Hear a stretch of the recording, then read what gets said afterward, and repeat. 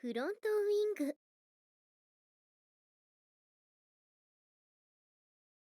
グリザイアの果実。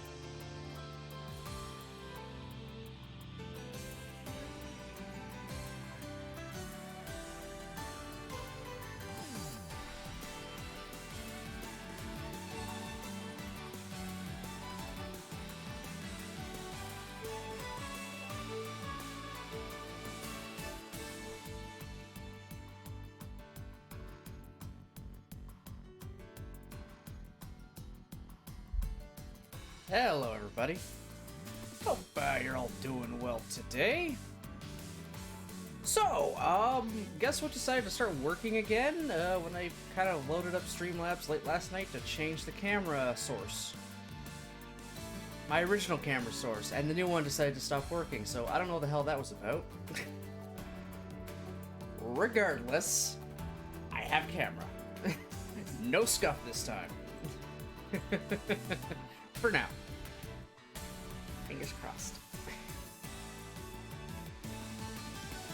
Oh, anywho. So I kind of revised how I was going to change up this week. Ever so slightly. And that being, instead of Digimon Survive today, it's just True to Grisaia. And then the rest of the schedule is normal. I kind of remembered my Gunpla and Chill streams are in the evening / night, and I was doing those for after work, so they could just kind of chill the fuck out. So I think trying to play an RPG that potentially gets me to voice things wouldn't exactly be the best thing for right after work. I will, however, on the next week's schedule, make sure there are a few more Digimon Survive streams, you know, there, to make up for us losing one today. I'm also slightly disappointed in that because, oh my god, I want to play this fucking game. Waited years for this damn game to come out, and I'm going at it at a snail's pace. Whatever. It's all good. I'll get to it. But anyhow, that's enough of that. What we're working on right now is Fruit of Grisaia.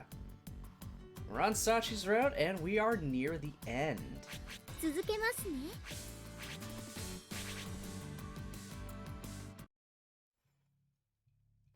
It's, you know, after, well after the school has just been blown up, we talked to all the girls in Tachibana, found out,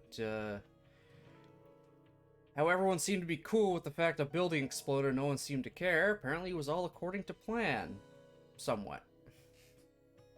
So it was considered a scheduled demolition. And Sachi is now very different. She's acting very, very clingy. I'm not, against that. It's just amazing seeing her be like, come on, pay attention to me, kind of thing. It's kind of adorable. Well, we still got more of this story to go, so yeah.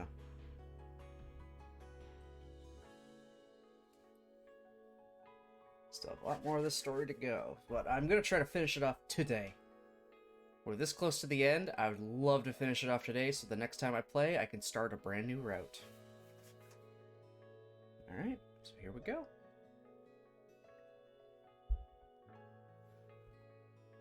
Human beings are most vulnerable in moments of celebration.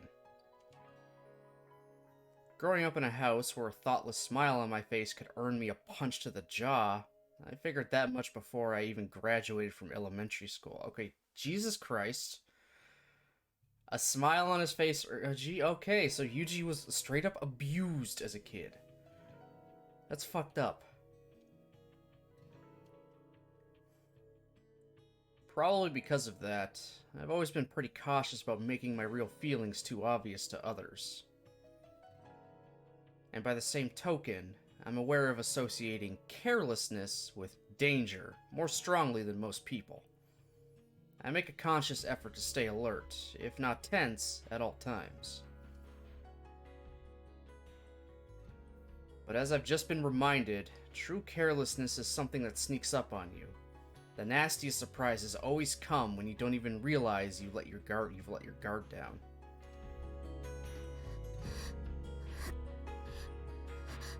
Okay, so she's still having nightmares and panic attacks in her sleep, I guess. Jerked involuntarily out of a light sleep, I hear harsh, gasping breathing nearby. Doesn't take long for me to realize that it's Sachi. I instantly reach over and shake her trembling body. Sachi. Wake up, Sachi.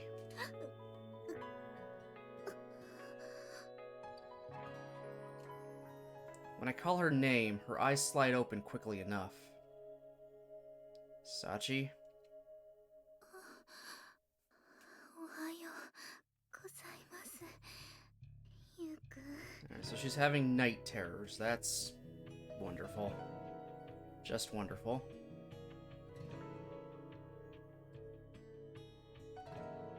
And a few moments later, she responds in a sluggish voice, a voice tinged with genuine exhaustion rather than typical morning lethargy. This has become a familiar pattern lately. Another bad dream? そうみたいです。 This was my point of carelessness. Sachi's nightmares. The first night I spent sharing a bed with Sachi became the first morning I saw her groaning in her sleep. Hardly a problem in itself. Since then, she's been having these nightmares practically every day. And with each passing morning, her suffering seems to be growing worse. When her squirming finally grows strong enough to rouse me, I quickly reach over and shake her awake. Recently, this has become almost routine.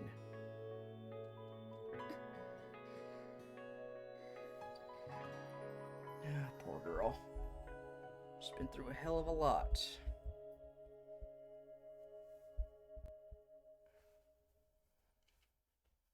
Sachi closes her eyes and waits motionlessly for her breathing to grow calm. Is your throat dry? Need something to drink? はい、それは大丈夫です。 Slowly sliding up the bed onto her feet, she makes her way directly to my bathroom. This clear exhaustion after the fact is a recent development. At first, she'd quickly return to normal, so energetic and cheerful that I'd all but forgot about her tossing and turning. Or forget, whatever. Because of that, I was slow to pick up on the fact that something was seriously wrong. Recently, her poor sleep has begun to take its toll. In the last few days, she's been noticeably absent-minded and inattentive, frequently spacing out at random moments. 顔を洗ったらすっきりしました。 Sachi returns from the bathroom a few minutes later, looking slightly more awake. Can you remember what the dream was about today? はい。見たくない夢を見たという感覚はあるのですが、内容はよく覚えていません。 I see.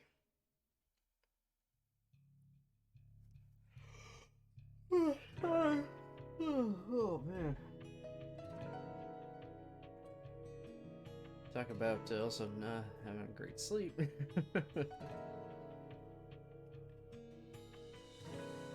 This response is familiar as well. Sachi's aware of the nightmares, but so far she hasn't been able to remember the specific details after waking up. それより、もうすぐゆうくんがランニングに出かける時間です。 Yeah, but 私のことなら大丈夫です。ゆうくんはいつもの日課をこなしてください。 Sachi, 私はその間に朝ごはんを作ってお待ちしていますから。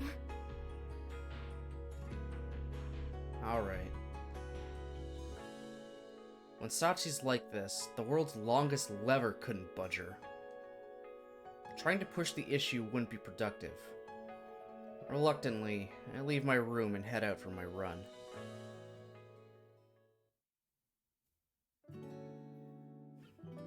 Nightmares, huh?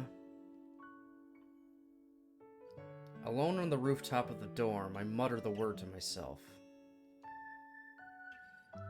Sachi's gone out shopping for daily necessities.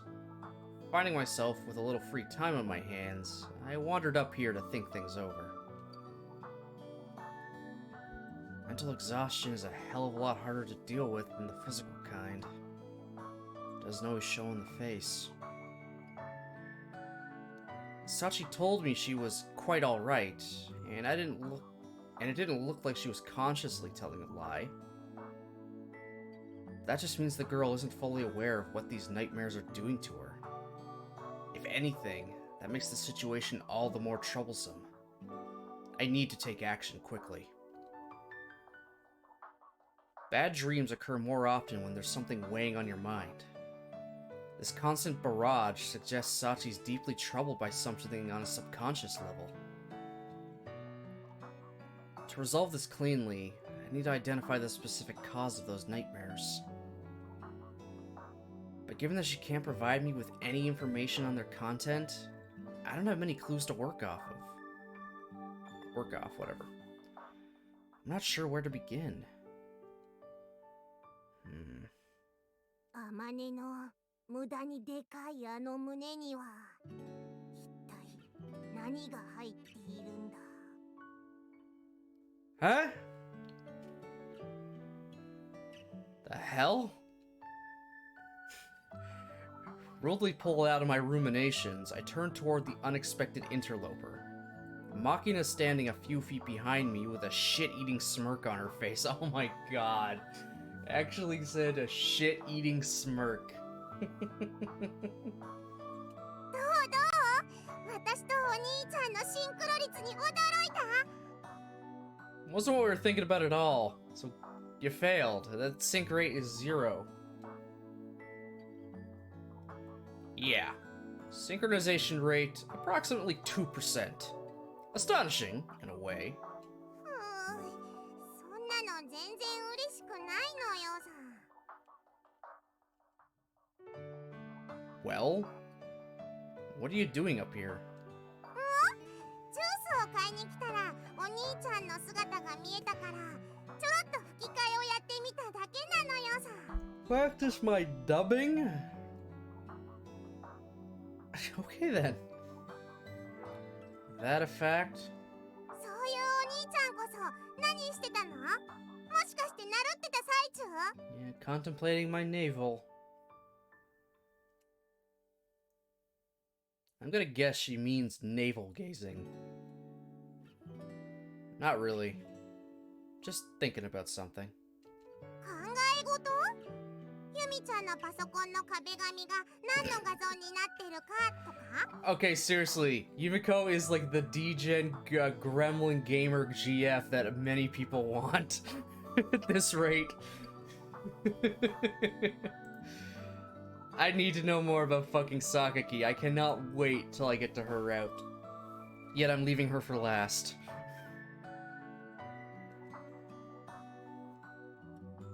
Definitely a point of curiosity, but no. じゃあサッチーのこと What makes you think that? それは言わずもがなサチのことで頭がいっぱいだってお兄ちゃんの顔に書いてあるのよさ After arriving at this school, I've been thoroughly reminded that a woman's intuition can't be underestimated. Since I've run into something of a dead end here, maybe it wouldn't be such a bad idea to try relying on that natural female perceptiveness. Machina, my friend, I have a favor to ask of you as a woman. I swear to fucking God, she's gonna take this in the sexual direction. お兄ちゃんの気持ちは嬉しいのだけれど親友のサッチンは裏切れないのよ Whatever. Sorry to ruin this spectacular fantasy, but I'm not looking for anything like that with you. だとしたら私に読心術は早すぎたようなのよさ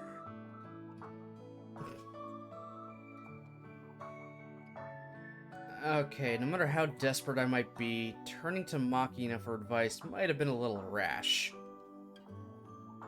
But then again, she's the same age as Sachi, and the two of them are very close. Sachi might spend more time with Michiru, but her relationship with Machina is more of a straightforward friendship.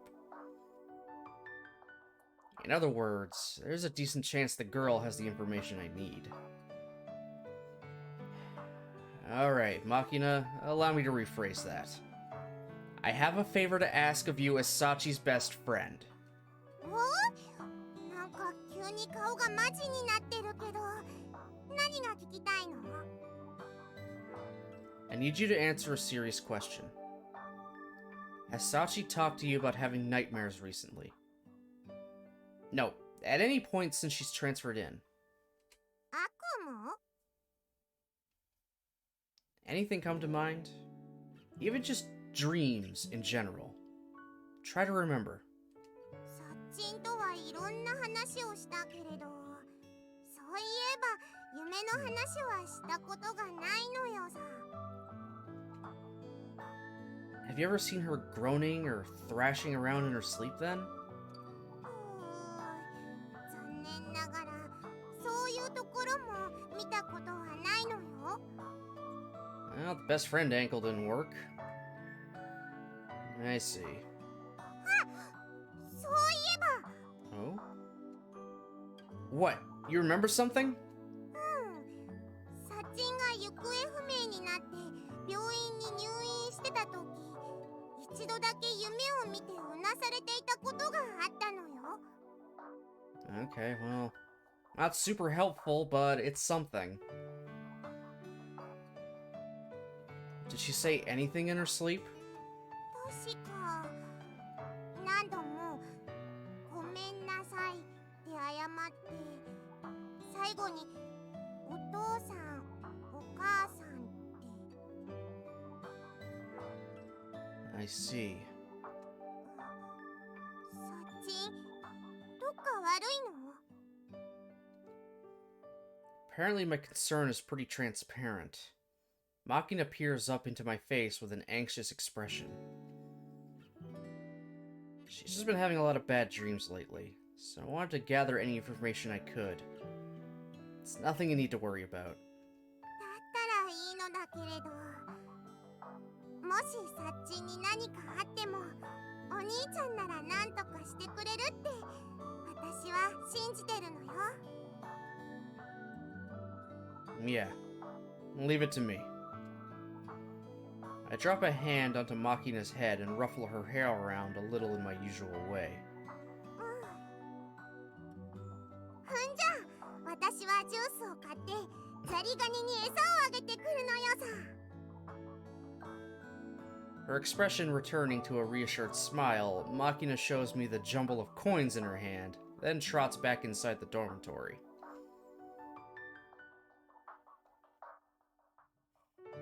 I'm sorry. And Mommy and Daddy, huh? I had my suspicions, but those key words make it pretty clear. The dreams have to be connected to the accident that occurred on her birthday.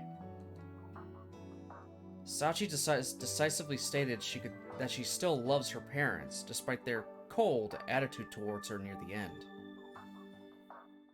I'd taken that to mean Sachi had reached some sort of personal closure over what happened, but apparently that was wishful thinking on my part. And if Sachi's memories of the past are the cause of her current suffering, JB's executive summary isn't going to be enough. I'm gonna need more detailed information about what happened back then. 下駄箱に靴があるのにどこにもいないと思ったらこんなところにいたのね。 Oh, hi, Chizuru. Best girl without a route.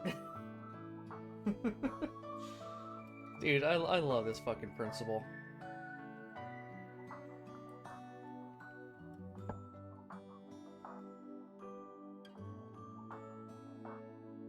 Oh, it's Chizuru. また年上の女性を呼び捨てにして。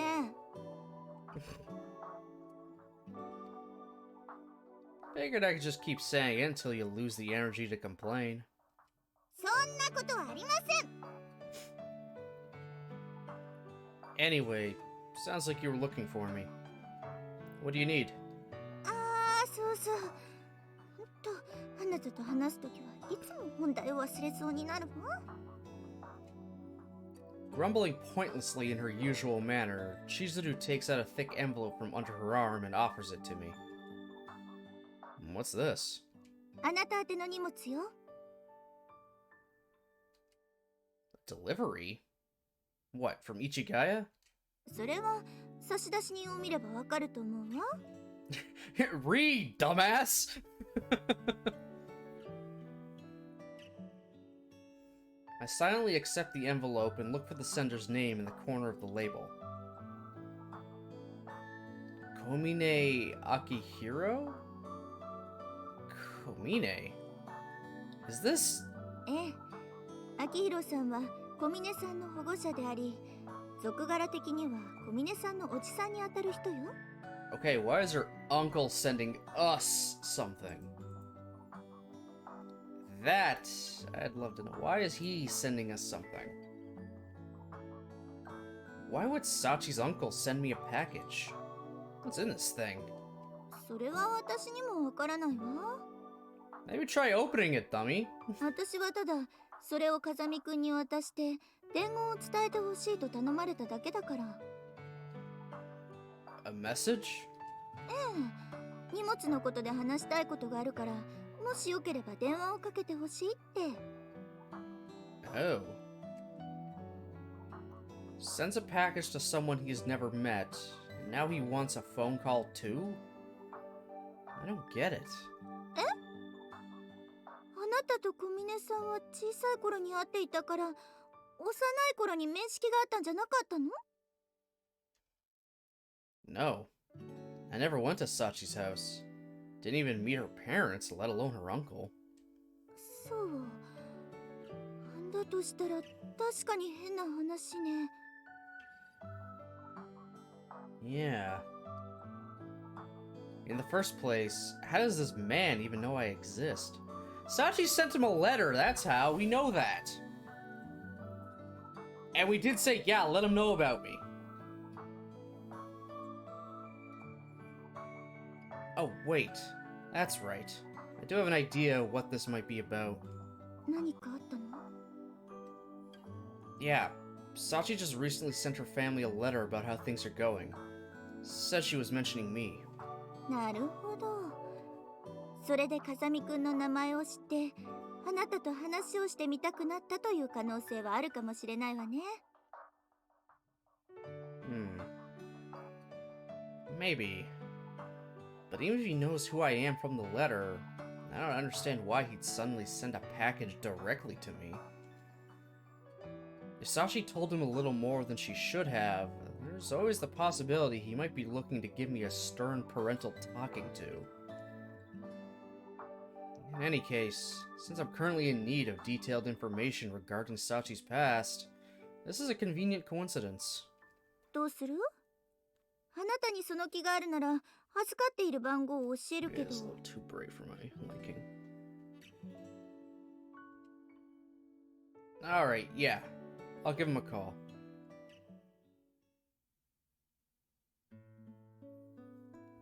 From the look of this number, he's not in the Tokyo area. Back in my own room, I look over the scrap of paper Chizuru handed me, cell phone in hand. Whatever the contents of the envelope may be, it's clear that Sachi's uncle has something he wants to tell me. No reason to think too hard. I'll know once we talk. After one final attempt at persuading myself, I entered the number from Chizuru's note on my private cell phone.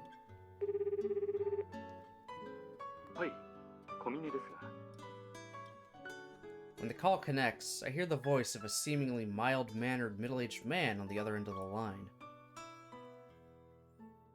Am I speaking with... Komine Akihiro-san? 私が秋広だが、もしかして君が風見雄二君かい？ Yes. I apologize for not introducing myself. いや、見知らぬ相手にいきなり電話をかけろと言われたんだ。警戒して当然だよ。I appreciate your understanding. それで、封筒の中身はもう見てくれたかい？ No. I thought it might be best to hear what you have to say first. 確かにそうだね。じゃあ、今開けてみてもらえるかな？ Certainly. That was a weird-ass sound effect for that. As instructed, I rip open the thick envelope Principal Tachibana handed to me on the rooftop. Inside, I find a single metal key, weathered with age. This would seem to be... 鍵が一本出てきただろう。 Yes, that's correct.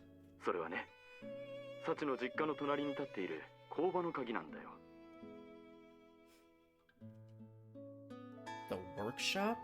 それを君に託したいと思ってね。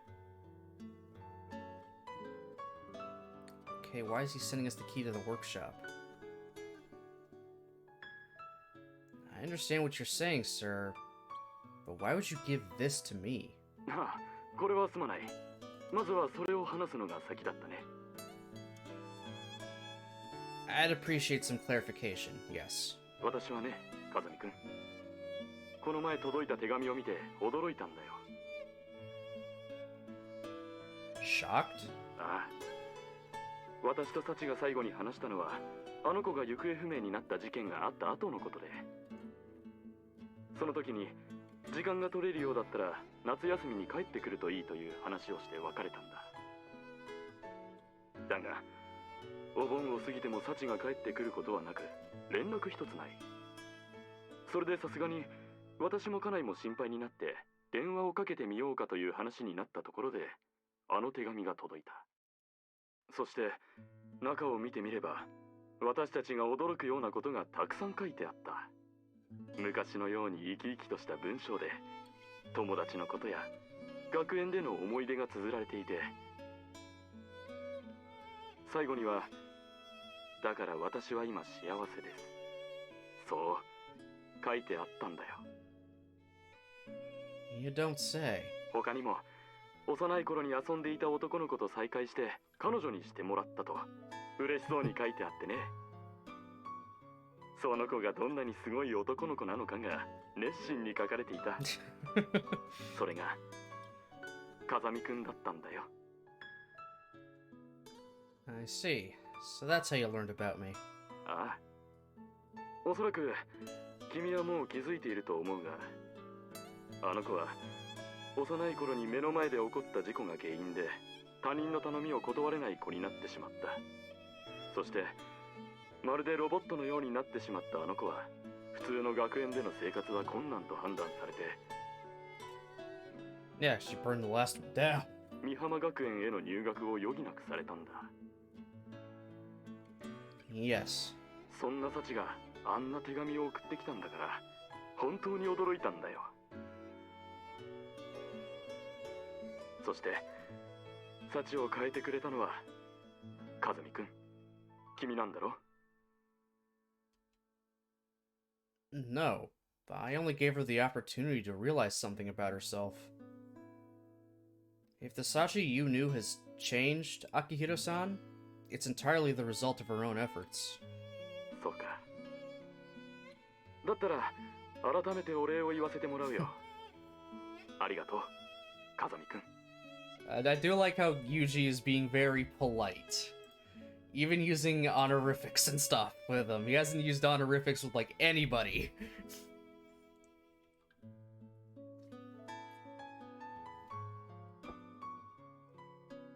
As I said, you really don't owe me any thanks.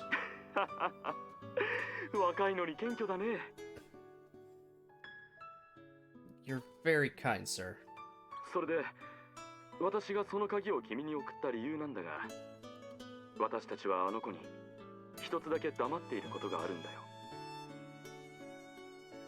Is that so?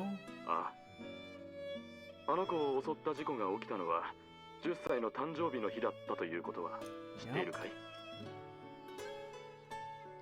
Yes, she's told me that much herself. それなら話が早いんだが、私が君に送った鍵はその日サチの母親のポケットの中から見つかったものだ。 Did she have the key to their house as well? いや、二人のポケットから見つかったのは工場の鍵だけだった。そう考えると少し妙だと思わないかね。 I have to agree, yes. Typically, people keep their most frequently used keys together on a single ring. And since her parents had left the house, presumably planning to bring their daughter back home, grabbing the key to their workshop doesn't really make sense. 私は事故が起こる1週間前に弟の家を訪ねていたんだが、その時弟がこんなことを言っていたんだよ。もうすぐ兄さんをびっくりさせるような報告があるんだってね。Your jaw drop? 結局それが何なのかは聞けずじまいだったが、弟は工場で何かをしているようだった。Are you saying you haven't entered the workshop yourself since the accident? 弟の葬儀やサチの母親の容体もあって、私がその鍵を使ったのは随分後になってからだった。What was inside? 君はサチと両親の仲がうまくいっていなかったと聞いているかい？ Yes. From what she told me, the family business was featured on television. Things became very busy. They stopped paying much attention to her. あの時はどうしても手が足りなくて、私も何度か手伝ったことがあったくらいだったんだ。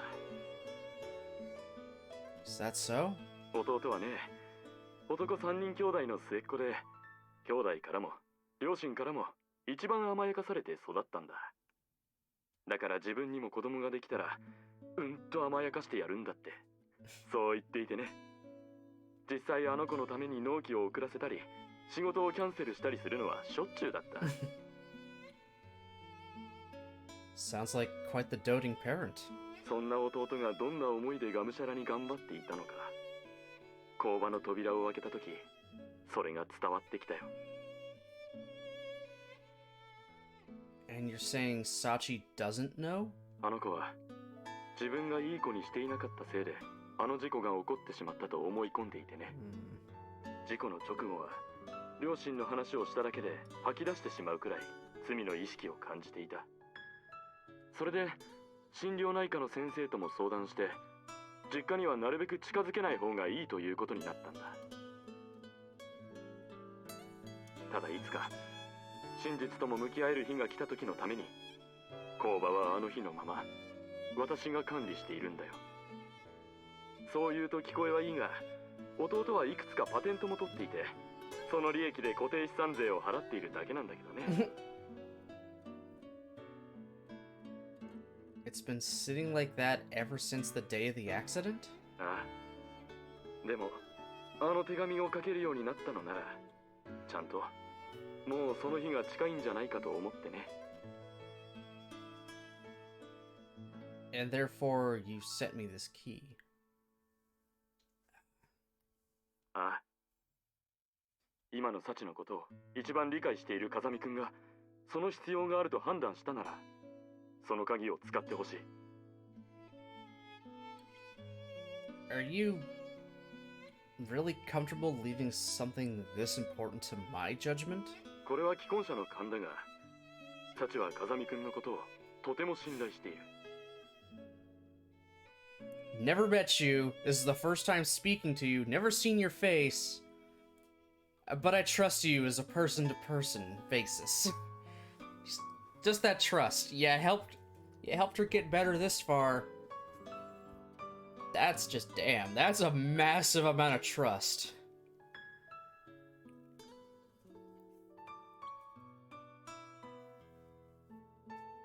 そのことがあの手紙からは伝わってきた。だからこそその判断ができるのは君しかいないと思ったんだよ。風見くんも急にこんな話を聞かされて困惑しているかもしれないが、サチは私たちにとっても大切な子だ。できることならこの先の人生が幸せであってくれることを望んでいる。その思いが風見くんにとっても同じだとしたら、その鍵を受け取ってほしい。It is a lot to throw at somebody. Alright. In that case, I'll accept it. そうか。やはり君に託すことにして正解だったな。What makes you say that? 親の勘ってやつさ。If you say so. 君との初めての話がお願いになってしまって心苦しいが、今度サチが家に帰る機会があったら、その時は風見くんも一緒に来ておくれ。家内ともども歓迎するよ。Of course. I'd be honored. ああ、それじゃあ、ありがとう、風見くん。Yes. And thank you, sir. As our call comes to an end, I give a pointless little bow of the head to Sachi's uncle. Can't help but offer a little respect to a man who shows such sincere trust in a youngster he's never even met. Most likely, Sachi and her parents had their signals crossed, and everything should be cleared up that very day. Should have been cleared up that very day. I had vaguely suspected something of the sort, but Komine Akihiro's story has left me pretty firmly convinced. From the sound of things, there's a decent chance that workshop holds the answer that'll unravel Sachi's painful misunderstanding. Assuming that these nightmares are connected to her sense of guilt about the past, I'll almost certainly need to take my chances and make use of this key. That said, right now, I don't think Sachi could accept what she'd find there.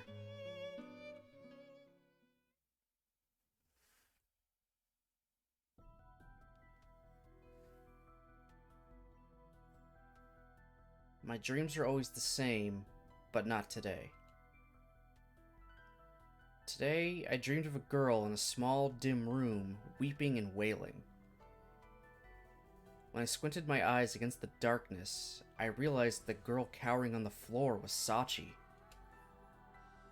Sachi, but not the Sachi I know. Her legs were locked in thick chains, binding her to a massive ball of iron. She couldn't stand, couldn't even drag herself along the rough floor. Even so, she struggled and squirmed, desperately trying to escape the heavy fetters biting into her flesh. But no matter how hard she tried, the cold iron wouldn't yield.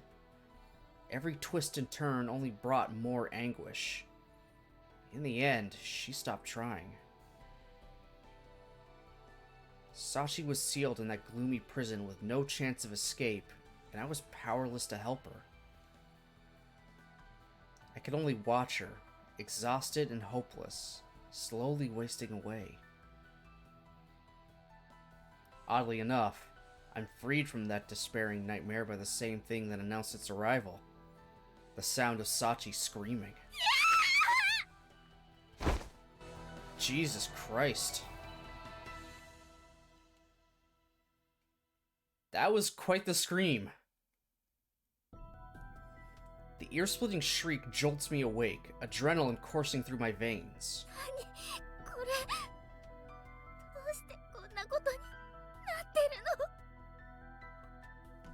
Twisting to my side, I immediately understand that the final scream was all too real.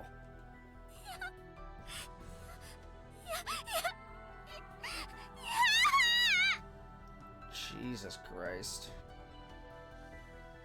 Sachi's clutching at her arms as if to embrace herself, her clenched teeth audibly chattering against each other. Hold on. It doesn't take long for me to realize the abnormality of the situation. Sachi admitted she'd been having nightmares lately, and I knew they were leaving her dispirited and exhausted. As of yesterday, the situation didn't seem like an outright emergency, but these symptoms are all too clearly something else entirely. She's experiencing pain and terror well beyond what a mere bad dream can offer. Sachi's eyes are wide open, tears streaming relentlessly down her cheeks, a contorted grimace frozen on her face. It's the expression of a human being forcibly shown a gruesome memory that they'd like nothing more than to forget. Great. She's having a PTSD panic attack. PTSD-induced panic attack. Great.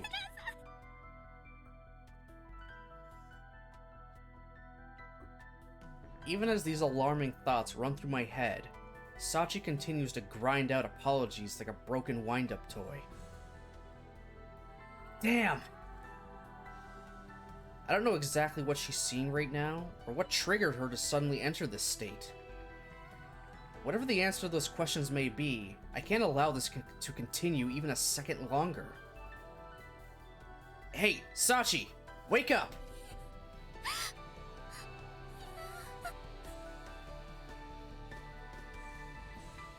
I shout her name at point-blank range to no effect. She continues to mutter deliriously, staring right through me. Sachi, snap out of it! Sachi!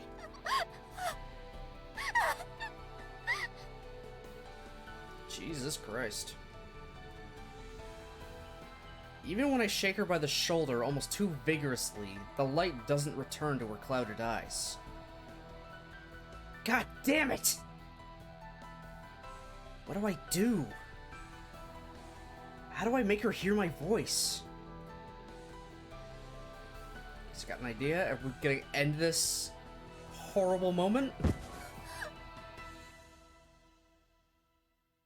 In the end, the only one thing comes to mind. Wrapping my arms around Sachi, I envelop her in a gentle hug.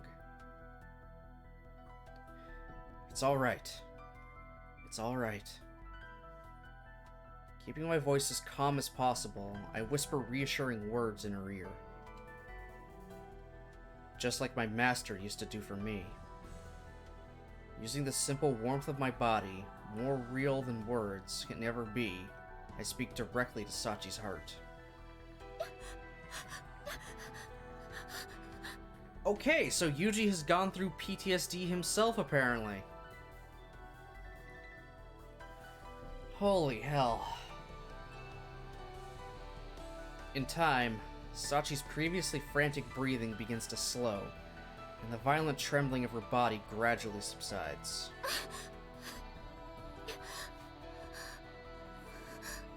Okay, she's coming out of it.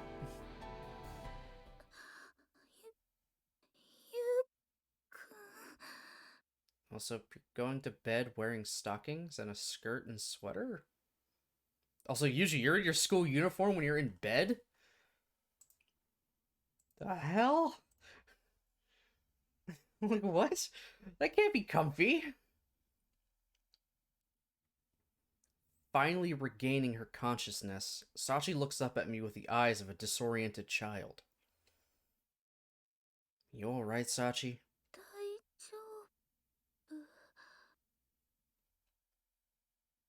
We were having a nightmare until just a second ago. Pretty terrible one.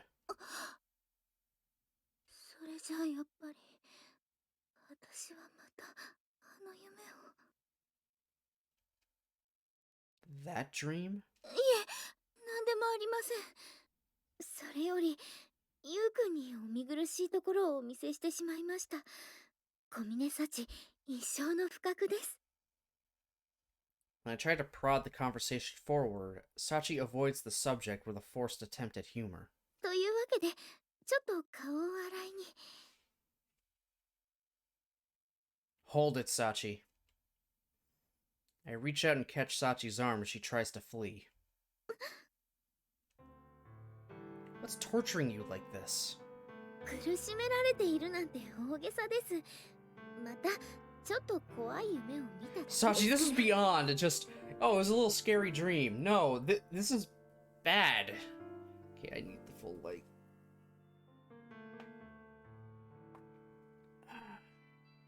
Yeah, this is beyond just a bad dream.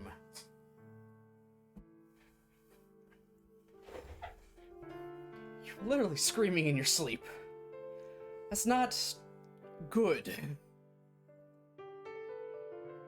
The girl's doing her best to put up a tough front, but she's still too visibly shaken for it to be halfway convincing. That's a lie. The way you were screaming just now, that wasn't just a bad dream. ぱりゆうくんに隠し事はできませんね。Mumbling resigned words in a wry tone of voice, Sachi turns back to face me, then slowly lowers herself to a sitting position on my bed. In other words, I was on the money. はい。私の場合は過去を追体験するフラッシュバックという症例に該当するそうです。初めてお医者さんに診てもらった時、そう言われました。I see. This is one of those times where being right isn't particularly pleasant. I'd been so damn pleased with myself for saving Sachi. Self-centered as it may be, this feels like some cosmic slap to the face. Like someone's telling me, you haven't saved anyone yet. There's a sharp, bitter stab of pain somewhere deep in my chest. すみません。私、ゆうくんに嘘をついてしまいましたね。No, you don't need to apologize for that. I understand that she couldn't bring herself to volunteer the truth out of concern for me. To criticize her for that, you'd have to be an oblivious asshole or a genuine sadist. But I do want to know what's making you suffer like this. それは。Stopping in mid-sentence, Sachi lightly bites her lower lip. From the expression on her face, just thinking about it must be enough to send some painful images flashing through her head. ゆうくんは私の誕生日に起こった事故のことを知っているんですよね。I know what they wrote on those reports at least. Not much more. From what I read, a drunk driver ran a red light on the road outside the park where the two of us used to play, hitting your parents at full speed. はい。その結果、全身を強く打ったお父さんは即死。そしてお母さんは Survived, but fell into a persistent vegetative state. She's still hospitalized to this day. はい。その通りです。 Are you telling me you've been reliving the precise moment you witnessed that accident over and over? そうなんだと思います。ゴムが焼ける嫌な匂いも、いつまでもアイドリングを続けるトラックのエンジン音も鮮明に感じられますか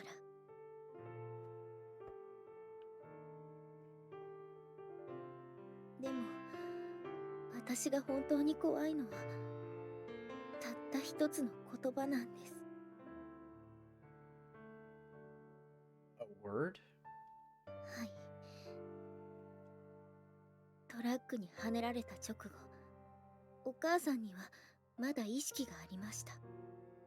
そして自由に動かなくなった体を懸命に動かして顔を上げると、 Jesus Christ, this again. すっかり足がすくんでしまっていた私にお母さんはこう言ったんです。サチ、どうしてっ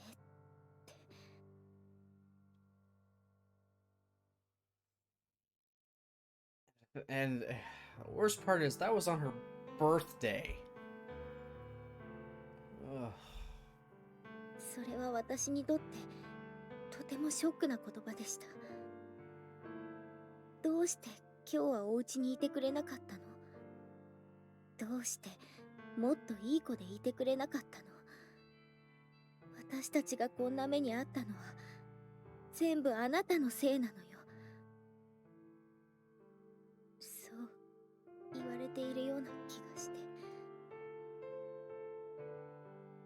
だから私が病院のベッドで目を覚ました後、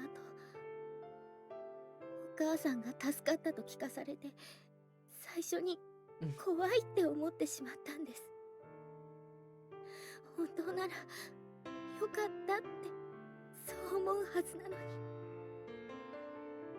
Let's be real though, is her mom really living? I mean, in a clinical sense, yes, her body is alive. There's no brain activity. She's a vegetable. She's just sitting there in bed. She needs constant care. Is that really living?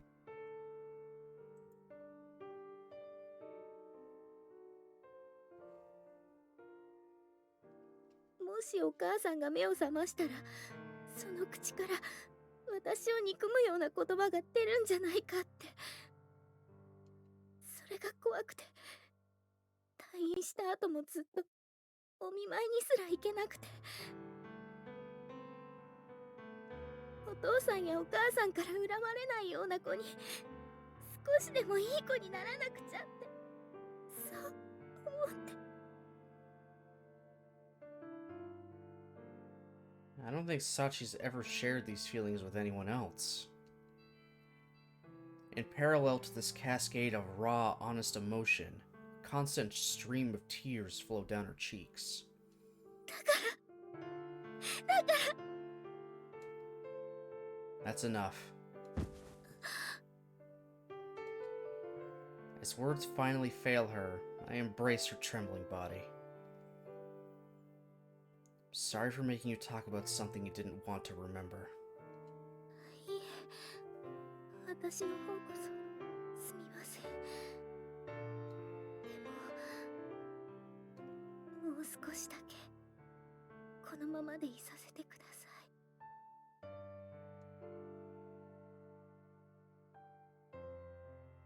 すみません。もう大丈夫です。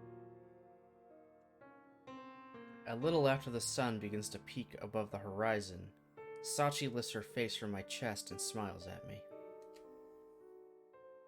You're not lying this time, are you? はい。ゆうくんから元気をもらいましたから。Alright. Determining that her smile isn't artificially plastered on her face, I slowly release Sachi's body. ゆうくんに頭を撫でてもらえると嬉しくなりますが、抱きしめられるとゆうくんのことがもっと好きになってしまうんですね。This blatant attempt at flattery isn't gonna earn you any head petting. 頭を撫でてもらい損なったのは残念ですが、お世辞じゃありません。まごうことなき真実です。That a fact? はい。Feeling the warmth of the person you love is a comfortable, calming thing. Enough to make you want to forget all the rest. That said, I can't just let the discussion from before drop. I hesitate awkwardly, unsure how to proceed. But after a moment of silence, Sachi resolves my dilemma by speaking first. きっと、あの夢は私への罰なんです。Punishment? はい。仕事が忙しくなってから、お父さんとお母さんが私に冷たくなったことはお話ししたと思いますが、事故が起こったあの日、お父さんとお母さんはそれまでが嘘のように優しかったんです。Affectionate, huh? はい。あの日、私が目を覚ますと、いつも聞こえてきていた機械の音がしないことに気づいたんです。それが気になってリビングに顔を出すと、お父さんとお母さんが並んでテーブルに座っていました。そして、今日はサチの誕生日だから、みんなでお祝いしようと。そう言って私はその言葉に驚きました。どうして急に二人が優しくなったんだろう。これは夢だろうかって。でも、すぐにそれが現実だということに気づきました。Oh, Sachi.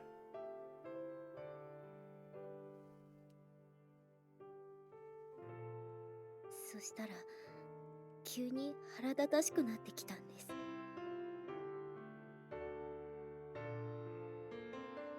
今までどんなに私が頑張っても振り向いてくれなかったのに。それなのに誕生日の日だけ優しくするなんて、そんなの都合が良すぎる。そう思った私はすぐに家を飛び出しました。 Yeah, and then we know where it goes from there.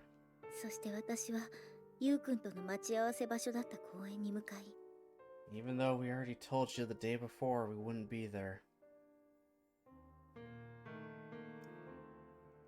夕方になっても家に戻らない私を心配して探しに来たお父さんとお母さんは、 I see.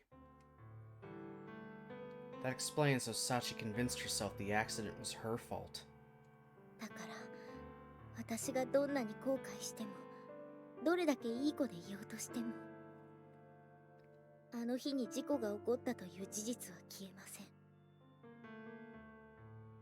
そしてそれはどうしようもないくらいに子供だった自分のせい。あの日の事故は私が二人の言うことを聞いていれば起こることのないものだったんです。 I mean, maybe. Not a guarantee, though. Not a guarantee that it would have, the accident wouldn't have happened anyway. Never, can't, yeah. There's a lot of uncertainty, but you can't, you know, you can't focus on the what ifs or could, should haves.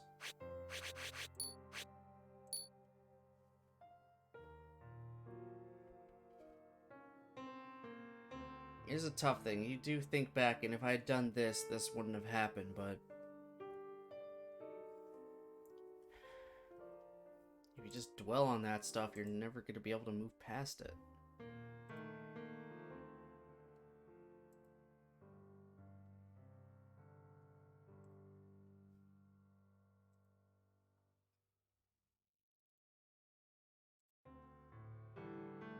だからきっとその原因を作った私のことをお父さんとお母さんは恨んでいる。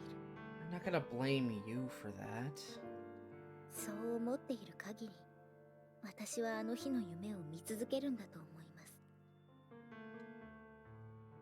And from the sounds of things, she's still blaming herself even now. The tone of her voice is almost resigned, as if accepting her responsibility. But that doesn't mean she's come to terms with what happened. She's simply despaired of ever finding forgiveness. The proof is written on her face. Even as Sachi speaks calmly of the past, her expression is filled with bitter regret.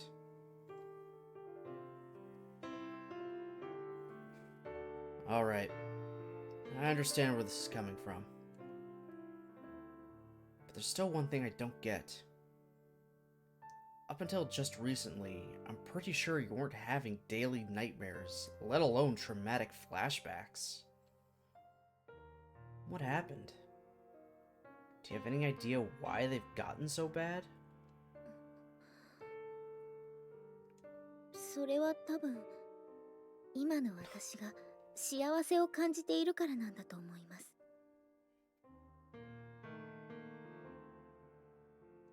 私がフラッシュバックに悩まされていたのは事故の直後がほとんどで、いい子でいようと決めた後はフラッシュバックも悪夢を見る回数も徐々に減ってきていたんです。でもこの学園でゆうくんと再会してから、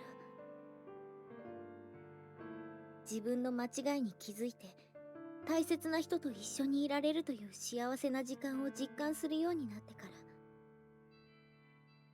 またあの日の夢を見るように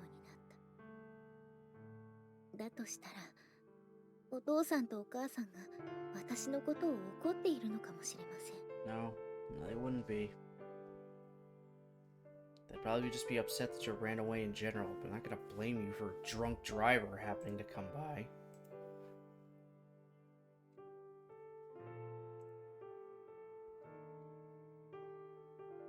You In other words, you're saying your parents don't want you to be happy? もちろんこの考えは私の勝手な思い込みかもしれません。でも自分たちはこんなに苦しんでいるのに、どうしてお前だけが笑っているんだ。自分のわがままで家族の幸せを壊した張本人が幸せになっていいのか。あの日のことを忘れるな。そう言われているような気がするんです。Alright, I understand.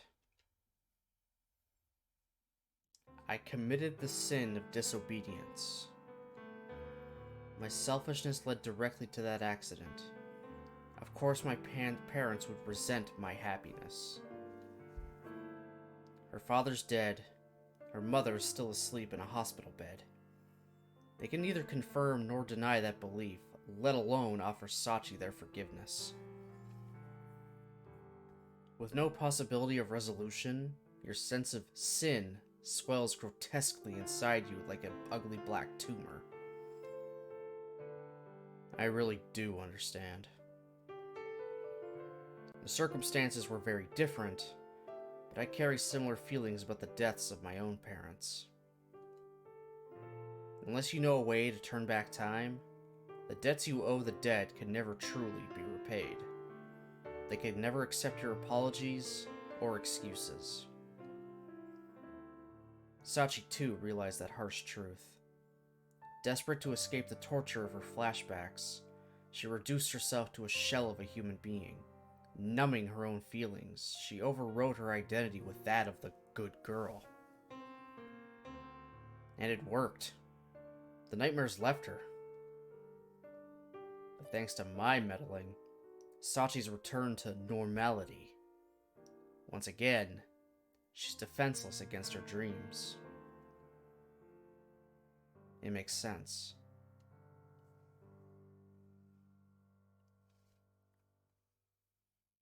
There are two specific elements that contribute to these awful nightmares. First, Sachi never had the chance to hear her parents' explanation for their cold behavior. And second, she continues to believe, on some half-rational level, that the accident was her fault. Her guilt and fear of her parents' hatred feed off her own happiness. In other words, if she wants to stop seeing these nightmares, she has to stop being happy. Sachi seems to be half convinced herself that suffering like this is just the price she has to pay. But I'm not enough of a masochist to accept that. I'm not about to put up with the girl I love being miserable. No, forget not miserable. If at all possible, I want her to be the happiest person in the damn world. I think that's only natural. And precisely because I carry a burden similar to hers, I might be able to teach her a thing or two. Our burdens may be similar, but we're carrying them very differently. There's no reason to let your sin chain you to the ground. There's no need to lock yourself up in a dark room forever. It doesn't do any damn good. And most of all, if I'm not mistaken, Sachi has an obligation to become happier than anyone else. Sachi, are you really alright with that? Are you really satisfied with this? Tortured by nightmares, living every day in terror of your mother's words? それは Caught off guard by my challenge to the status quo, Sachi casts her eyes down in bewilderment. She can't find the words, but the answer is written on her face. Of course I don't want to see the nightmares, but there's nothing I can do. Personally, I don't think there's any reason you need to be tied down by the past any longer. 過去に縛られる必要かない。 That's right.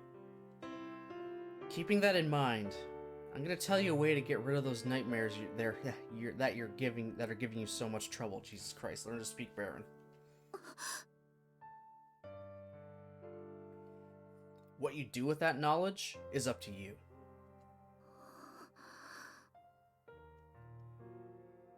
What? You don't believe what I'm telling you? はい。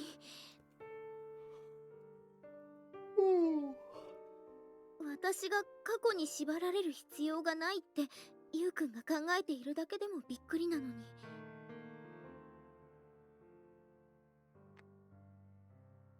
Can't change the past. Can't predict the future. You just have to live in the now.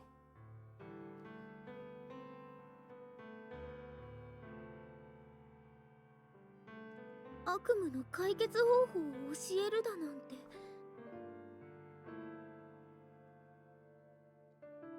Guess it might be hard for you to believe, having lived with that guilt for so long. That said, I really don't think you need to drag it around anymore. And I'm not lying about knowing a way out. じゃあ本当にそんな方法が。 That's right. There's only one thing for you to do about these nightmares. Kill the source. What the fuck does that mean? Okay, it looks like we're at Sachi POV now.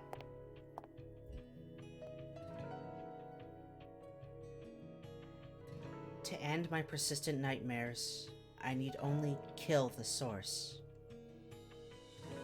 5 days after Yukun spoke those words to me, I've arrived in the town where I spent the earliest years of my life. I'm here to pay a visit to my mother, sleeping even now in the local hospital.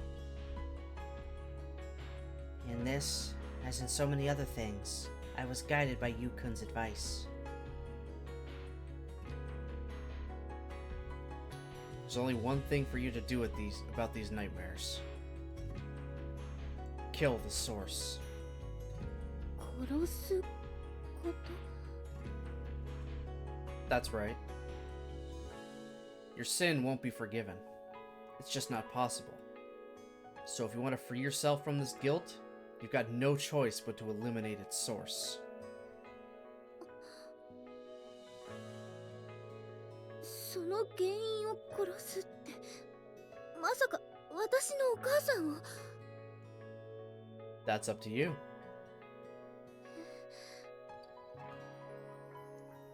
I'm telling you to kill. That's it. You've got plenty of options, but there's more than one answer here. I can't make that decision for you.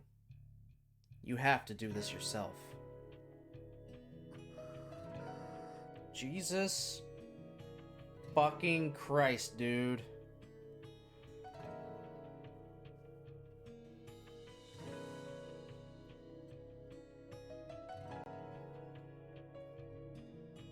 Presented with this new problem, I began with a serious consideration of the word kill. Interpreting it literally, he was telling me to deprive someone of their life, to cause death. From there, I could only find two plausible answers. The first, as had immediately occurred to me, was to kill my mother.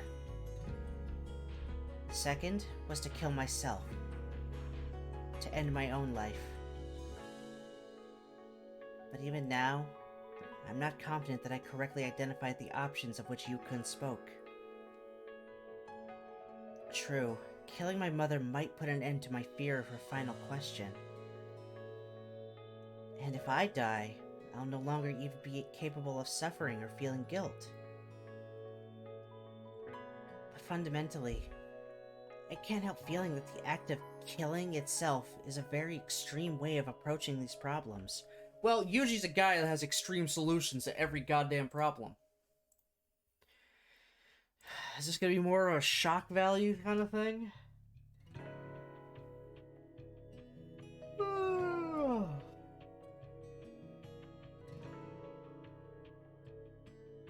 Killing my mother would make me a criminal. And killing myself would mean leaving this world behind. In either case, of course, I could no longer be with Yukun. If these were the answers he wanted me to find, was Yukun lying when he said he loved me? My thoughts ran in circles. Before I knew it, 5 days had flown by, and I was no closer to an answer. In the end, Yukun was unable to hold his silence. No matter what decision you're gonna make, you should see your mother first.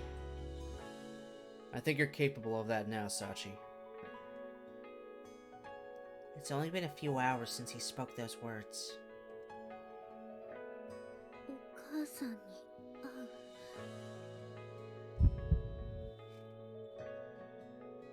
Okay, I'm sorry, that heartbeat sound is the exact same one from Katawa, and I'm just immediately thinking, oh Christ, is she having a heart attack? She has arrhythmia now? Well, I mean, Michiru had a heart problem. Then that got solved. And then a new problem arose. And, well, I mean, we solved that one. The moment I heard his proposal, my heart thudded heavily in my breast. Since the day of the accident, my mother has never spoken, never opened her eyes. She's been reduced to a living symbol of my indelible sin. And if Mom really does resent me, she might not even want to see my face. These very thoughts have kept me from visiting her for many years now. Not to say that the visits I paid her in those first weeks were worthy of the name. Since that horrible day, I've never once managed to spend any real time with her. Perhaps Uncle Akihiro understood how I felt. He didn't challenge me on the matter, or even encourage me to make the trip. In that case, there was no real reason for me to visit that hospital. Or so I allowed myself to believe. でも In truth, I've just been making selfish excuses. I was running away from my own mother. That neglect is proof enough that I never really overcame my guilt toward her. I was simply hiding from it. As long as I permit myself that cowardice, it may well be impossible to find a meaningful answer to my current dilemma. And so, I resolved to face up to what I had refused to acknowledge for so long. でも殺すしかないっていうのは本当にどういう意味なんだろう。 Of course, speaking the question out loud doesn't get me any closer to an answer. Yukun's always 3 or 4 steps ahead of me, thinking on a far higher level. This puzzle must have meaning, and I want very badly to reach the answer he found. But even so, I must admit, I find myself disturbed. Merely speaking the word kill leaves a bitter aftertaste on my tongue and a sharp ache in my stomach. だからってこんなところで音を上げていられない。私はまだお母さんに会うことすらできていないのだから。すみません。面会をお願いしたいのですが。はい、それではこちらにお名前とご住所をお願いします。 After filling out some paperwork at the nurse station, I'm provided with directions to my mother's sickbed. The procedure hasn't changed. Neither has Mom's hospital room. Everything is exactly the same as it was on that day. At one point, a nurse I recognize from my time here calls out to me. "Is that you, Sachan? Will you be alright alone, dear?" I answer with a polite, "Yes, I'll be fine," and proceed down the hallway without breaking my stride. Yeah, I think that, yeah, every other time she visited her mom, I think she immediately started throwing up.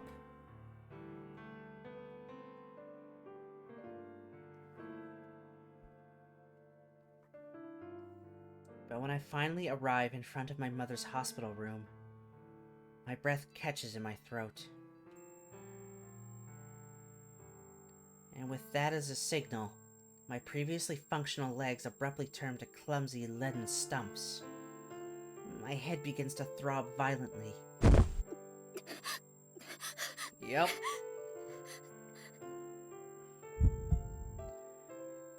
It's been many years now. Maybe it won't hurt like it did back then. I was a fool to believe such nonsense for even a moment. My body knows that something painful waits behind that door, and it's not shy about registering its objections. Mom's anguished, bloodied face flashes unbidden before my eyes. Before I know it, I've begun to hyperventilate.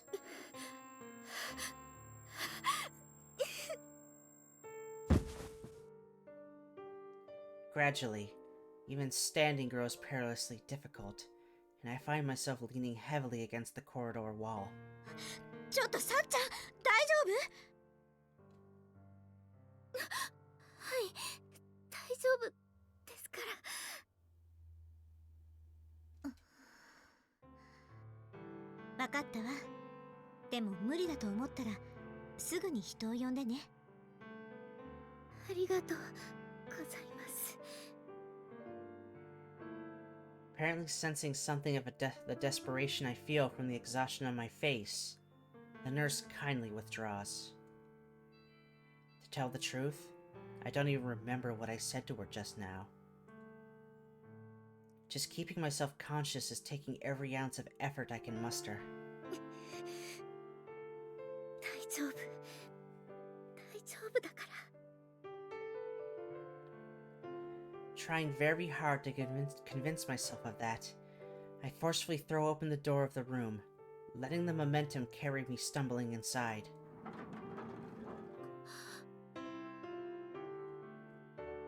Instantly, my eyes find my mother's face, peeking out from above the sterile white sheet covering her lower body. But the person sleeping in that bed is utterly unlike the mom who remains so clearly in my memories. Her cheeks are thin to the point of emaciation. The color of her skin is as pale and waxy as that of a corpse.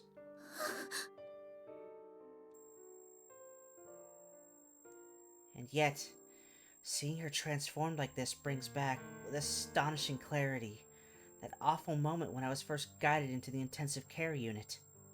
The first time I saw what had become of her. She lay there in a nest of unfamiliar machines. A huge oxygen mask covered her mouth. Her body was pierced with IV needles. Medical tubing connected her to strange electronic equipment.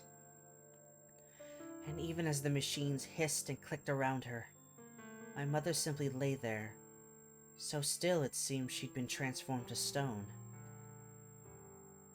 When I saw her there, I remember feeling the same way I do now. She isn't the mom I knew anymore, and she never will be again.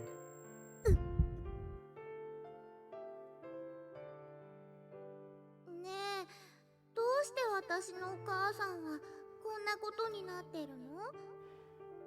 それはトラックにはねられたから。じゃあ、どうしてお母さんはトラックにはねられたの？それはサチがわがままを言ったせい。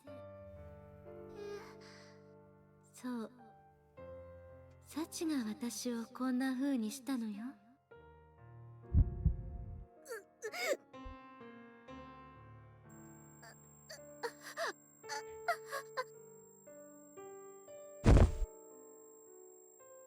The words echo forcefully through my head, as though someone's drilled a hole in my skull and whispered them directly into my brain. Cold sweat seeps from my forehead. My stomach begins to contract spasmodically with an ominous creaking growl. Christ. Yep, alright. Command CW.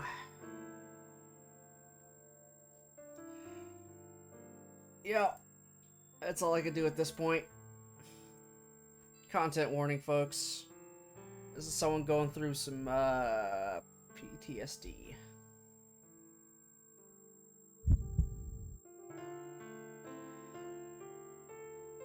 There's a familiar sensation of warmth draining steadily from my body. It's the same chill that usually accompanies the onset of my flashbacks.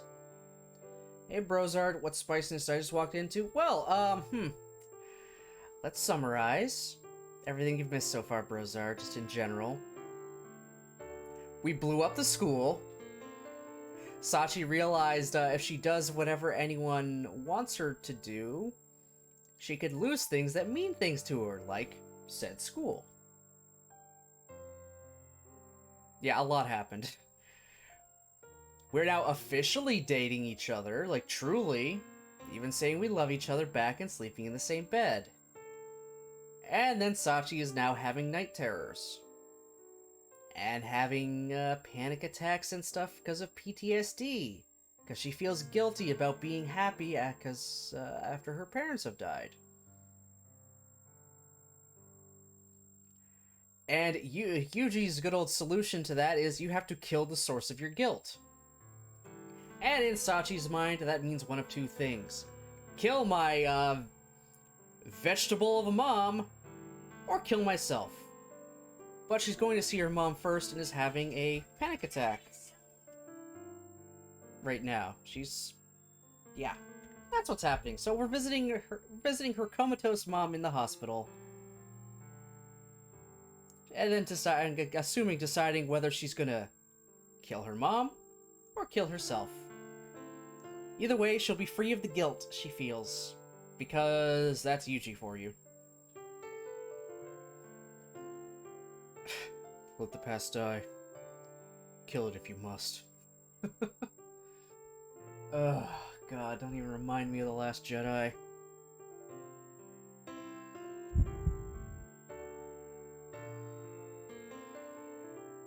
Tears roll in neat lines down my face. So cold, I expect them to freeze against my cheeks.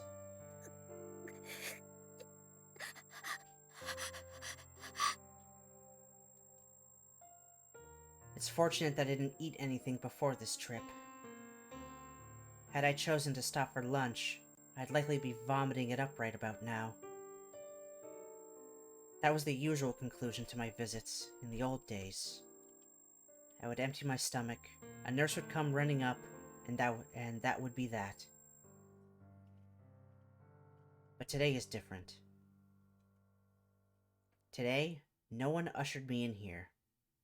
I came here of my own free will, resolved to face this. Last Jedi was great. I gotta disagree. There's some parts that they should have cut out, i.e. the entire casino planet. That was a subplot that went nowhere. That did absolutely nothing.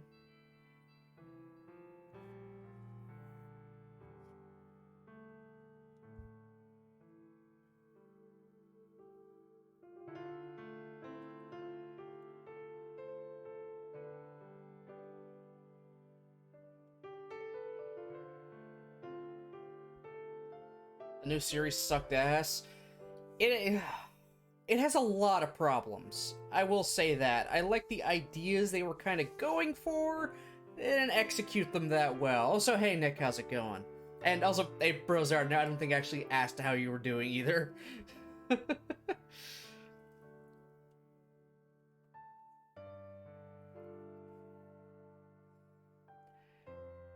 The sequel trilogy has its problems that weren't executed very well. Casino subplot built out Rose's character and solidified more of Finn's reasoning for joining the rebels as opposed to just trying to find Rey.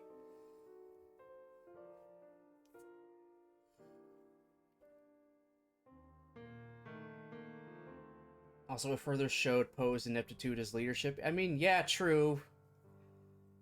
But it's also a massive waste of time, really. They went there to get somebody to help them break onto a ship,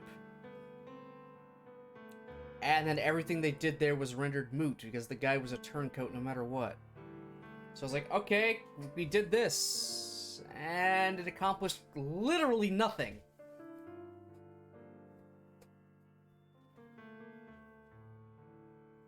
Quite literally.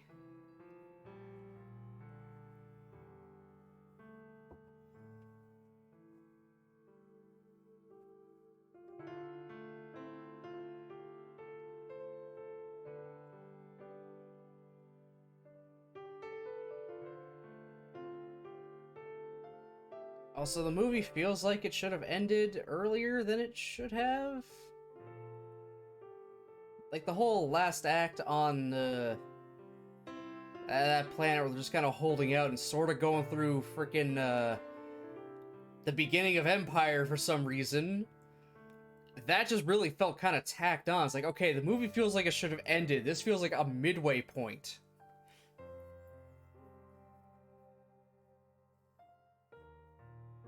It's not about what was accomplished, it's how they got there. If Finn wasn't going to date Rey, then why the hell waste time with the kiss? Yeah. Again, they had some good ideas, executed them not so great.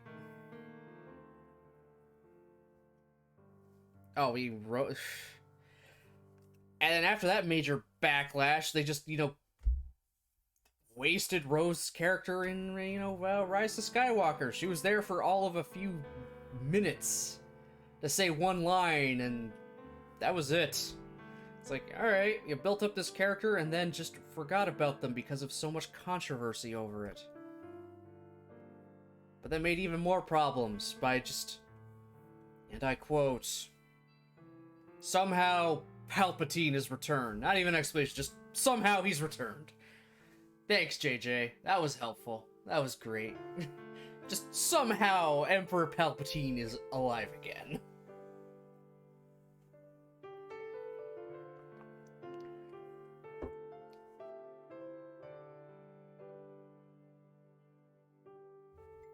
I wish I could forget watching The Rise of Skywalker. Ugh.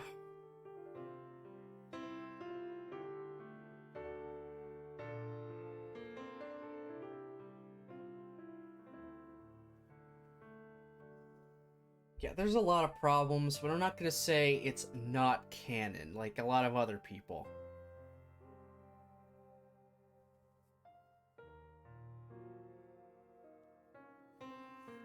A lot of people do say it's like, no, make them not canon. They don't remake it all the movies. That doesn't matter. That's all bad. It's not real Star Wars. Like, no, it is real Star Wars. It was just poorly written. Still Star Wars. Would you like us to go back to the old canon with Green Rabbit as a character? That's a thing. Would you like the holiday special to be back again, which I think is also still technically canon? Enjoy 2 hours of Wookiees going in front of your face in the camera with no subtitles. Ugh.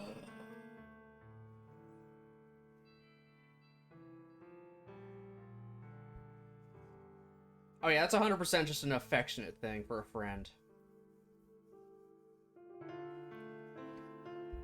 Well, unfortunately, George Lucas has no control over the series anymore. It is all Disney. They get to say what is canon and what is not, and to them, what is canon is the movies, the Clone Wars cartoons, and Rebels, and Resistance, and the Disney Plus shows. I think the comics are kind of also. The comics and novels now are also somewhat canon. But now looking back on everything for the sequel trilogy, everyone was kind of writing stuff, and I don't think they ever really kind of talked with anyone. So it's all over the place. But then again, that's also the case with the old canon, the legend stuff. People were just kind of writing things, and then everyone's trying to scratch their heads and trying to make sense of it all, and just like, alright, I guess maybe this works here, and this works here. They decided on a trilogy with no outline for what a trilogy would even be. Yeah. They had JJ do Force Awakens, who kind of left a groundwork for people to work with. Ryan Johnson went in his own direction for Last Jedi.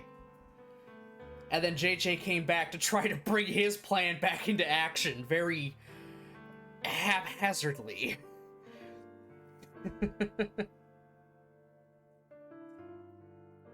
If you think we hated Jar Jar, then Disney took the wedding cake.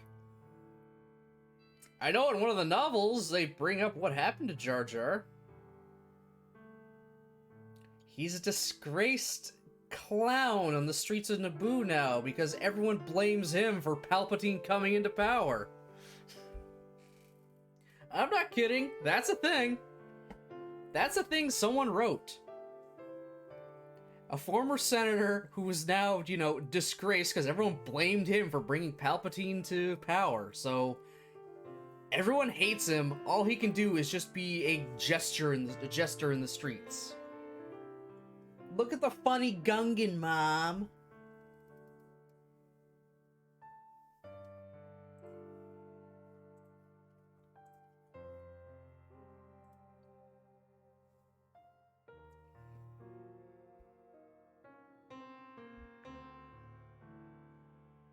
You asked how I was doing, got back from my ultrasound a bit ago. Yesterday went to the first Ren Fair ever. Oh, nice. And might have accidentally broken a toe. Ooh. Yeah, that ain't fun. But I hope the Ren Fair was fun. Enjoy some good old mutton.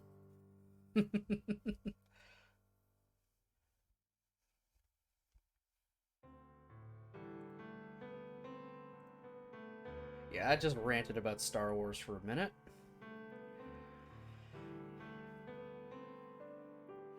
The worst critics for Star Wars are the Star Wars fans themselves. The super fans. The fanatics, actually, I would say. Because if it's not exactly as they remember it from their childhood of what they watched, it is terrible and bad, and if you think otherwise, they will try to cancel you on Twitter. And send you death threats, and everything that they did to Rose's fucking actress. Like, my god, what is wrong with people? We're pretty much back at that point where you can't say you like anything nerdy anymore with Star Wars, because then you'll instantly be compared with the ones that are just so out there. Ugh. Whatever. I will say, though, I love The Mandalorian. That is top tier show. Book of Boba Fett was just meh. It was just meh. The best episode was the one without Boba Fett at all. AKA the episode focusing on Mando. Book of Boba Fett is just Mandalorian season 2.5.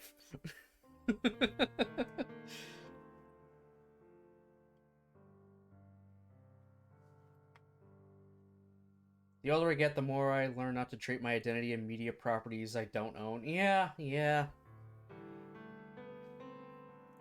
It's something I like, that's it. I'm not gonna base my whole personality on it. Or make it my entire, existence. I'm not gonna go on to make a frickin' twit longer about why, Star Wars has been ruined forever. Star Wars is Star Wars.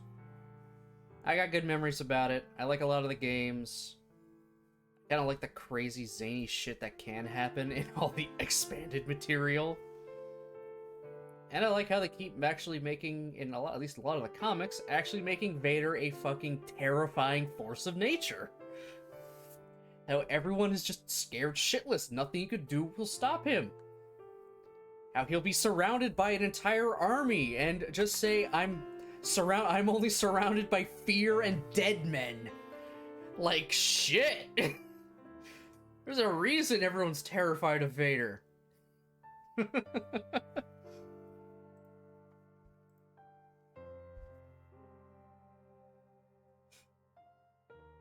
Grew up projecting sports and sports fanatics, never understanding how people's mood would be influenced by a game score, deciding to hate someone because they support a different team. And now that shit happens in fandom. Yeah, it is. It's gotten bad. gotten really bad, especially with social media. Because now that's broadcast everywhere, and if one person disagrees with it, it just erupts. It's a whole thing.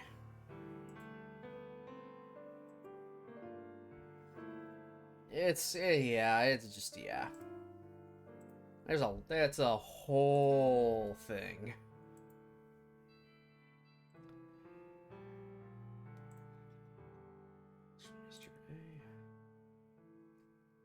Fandom is just insane now. It used to be the bonds that tie us, now it's literally picking a side.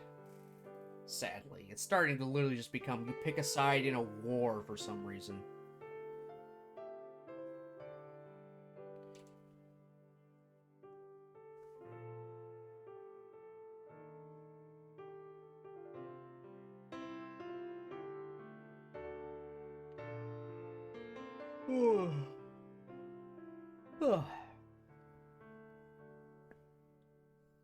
Anyway, let's go back to something even more depressing. That was a nice little rant for a little while. I like little things like this to kind of break it up.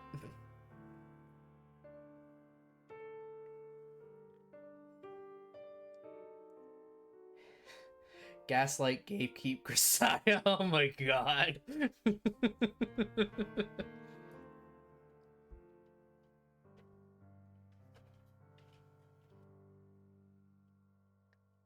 Yukun told me I should see my mother. That advice was implicit affirmation of his trust in me. He believes I'm capable of this visit.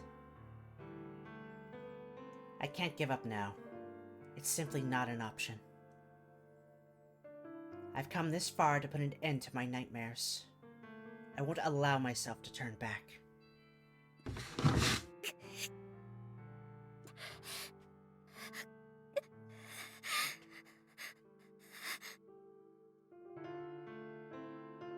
Clinging with all the stubborn determination I can muster to that simple decision, I somehow managed to hold myself together through the worst of it.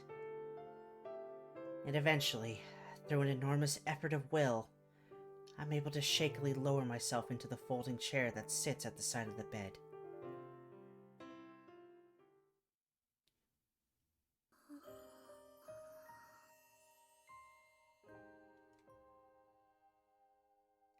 How many hours have passed since I collapsed into this chair? It feels like only moments ago. The sun's already sinking low in the sky. The unlighted rooms illuminated by a warm orange glow from the window behind me. Now that I think more carefully, it must have taken nearly an entire hour to calm myself to the point where I could gaze at Mom's face like this. God damn. But it's been many hours since then, and I've gone no further. No words, no movement. I spent the afternoon glued to this chair like a statue. I'm finally able to visit my mother. I can finally look her in the face again. There should be so many things to say, so many things to tell her, to ask her. But now that I'm actually gazing down on her lined, impassive face, the words have betrayed me. They've melted into thin air, leaving no trace by which I might find them.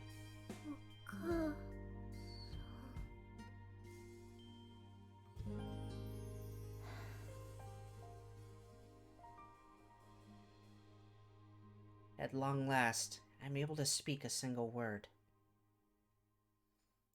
Is it a greeting or a half-spoken question? I'm not sure myself.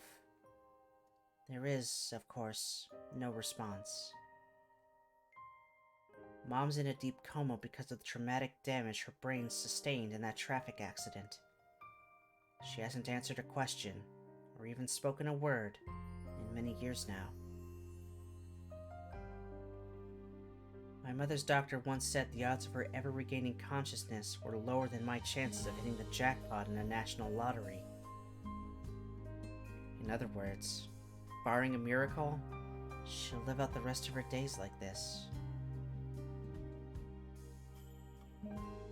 A persistent vegetative state. This is her life now, incapable of movement, let alone feeding herself. Kept alive on the whims of others like a potted plant. This is the life I gave to my own mother.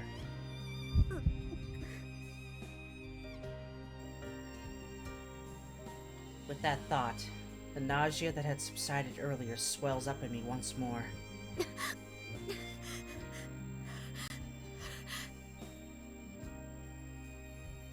The suffering comes to me in unpredictable waves, with all the random malevolence of a curse. Weary and numb, I observe my own pain with a curious sense of detachment. And I reach my first real conclusion of the day. そうか。ゆうくんが言いたかったのは、そういうことだったのかもしれない。By visiting my mother for the first time in many years, by directly facing my guilt in its most raw and undiluted form, he wanted to make me realize this.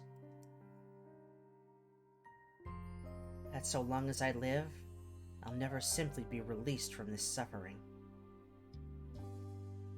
My father's dead. My mother's sleeping, and she's never going to wake up. That's reality. The status quo isn't going to abruptly change for the better. All my guilt, all my attempts at atonement, no matter how sincere, they can never overturn what's come to pass. Perhaps Yukun simply wanted me to recognize anew how truly crushing the weight of my sin really is. あの日の事故で私も死んでしまっていたんだ。 The answer isn't so complicated after all. Mom's the fountain of this guilt, and I'm the vessel that willingly accepts it. We're mutual culprits in these nightmares. So long as the two of us continue to cooperate, my suffering will go on indefinitely. In that case,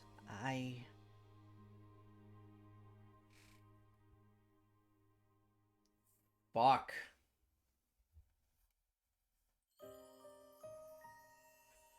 Wow. No third option.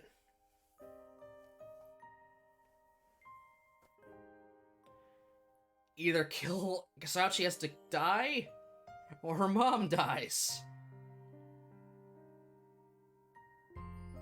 Holy shit. It's killing time? You can turn off the game. Yeah, but then I'll never see the conclusion. I still have 3 other routes to do.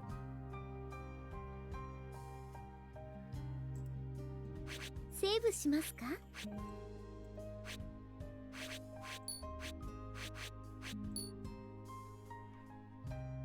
Oh boy.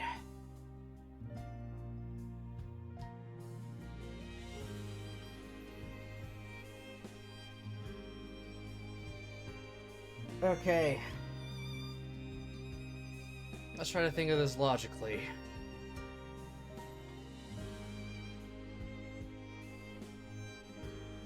Sachi kills herself.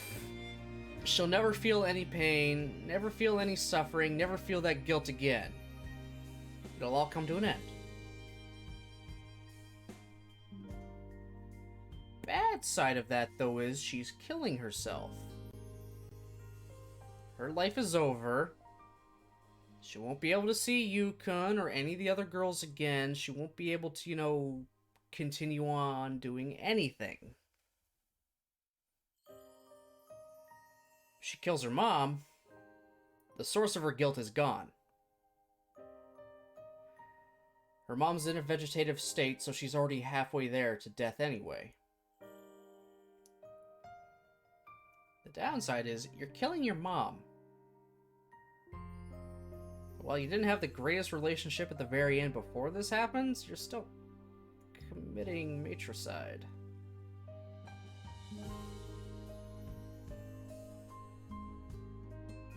And you'll have to also now, instead of the guilt of having, had your parents run over, you're straight up gonna now have the guilt of, killing your mom in the hospital.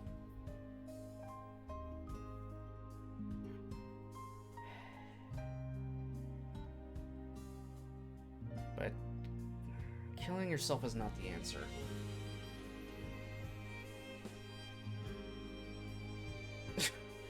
Wow, Nick.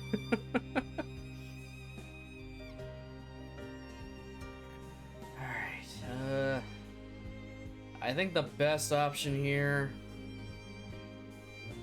is killing her mom.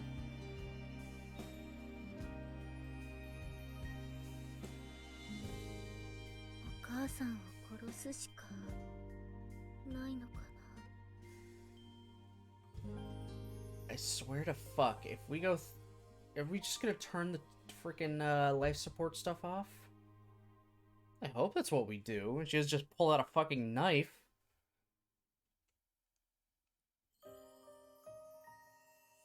Mom's the source of my suffering. After leaving me that terrifying final question, she spent years in constant sleep, little more than a living reminder of that tragedy.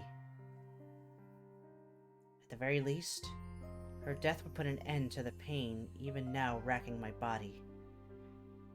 An end to my fear of her words. And if I want to be liberated from my nightmares, this may be the only means remaining to me. I'm a weak person. I doubt there's a more selfish coward anywhere on the face of the earth. In order to protect myself from an unendurable guilt, I lied to myself for many years. I made the world simple and tried to erase who I was. But I can't tell myself that lie anymore. I can't betray Yukun. Went so far to make me realize my mistake. In that case, I've got no choice but to find a new way to run from the past. Namely, killing my mother. Maybe Mom's suffering in her own right, being kept alive in such a miserable state. I mean, if it's anything like the girl Michiru got the heart from, she could be conscious in her own way the entire time. Just unable to do anything about it. Ugh. That is a fate worse than death, I think. Being trapped in your own body.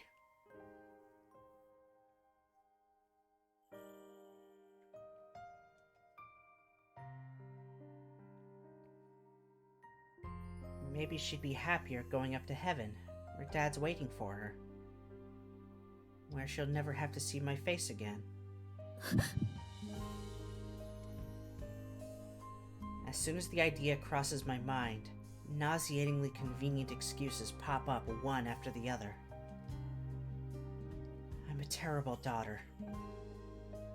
Even after all the suffering my selfishness caused my parents, all I'm thinking about is how to make life easier for myself. Is there even blood running through my veins? Perhaps it would actually be best if I was branded a criminal and sent off to jail. Yes, a real prison, where I could spend my entire life atoning for my crimes. Whatever people may say, I'm afraid Mihama Academy is hardly suitable for the purpose. The days I spent there were very special to me. Michiru-sama, Maki-chan, Amane-san, Sakaki-san, and Principal Tachibana. Everyone I met there was a truly kind-hearted person. And above all else, it was the place where I reunited with Yukun. When I was growing up in Florida, there was a national case about a woman being kept alive by her husband and doctor, where people were swearing up and down that she was still aware and thinking. But after she died, an autopsy showed she'd been brain dead for years. That's the sad thing. You won't know until they're gone.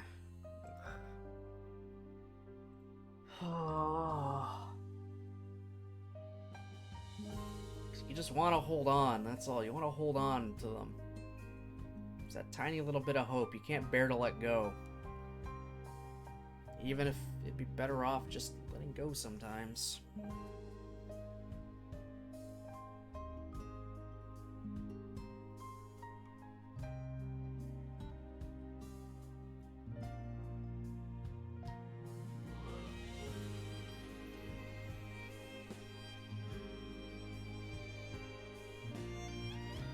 The place where he made me his girlfriend. Where he told me that he loved me. It was all far more than I deserved. This will put an end to all that. To my unfair, unwarranted happiness. Therefore... ごめんなさい。お母さん。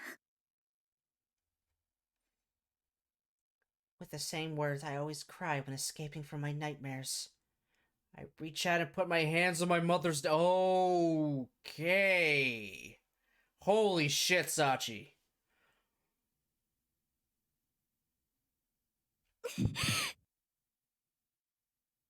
You're gonna strangle your comatose mother.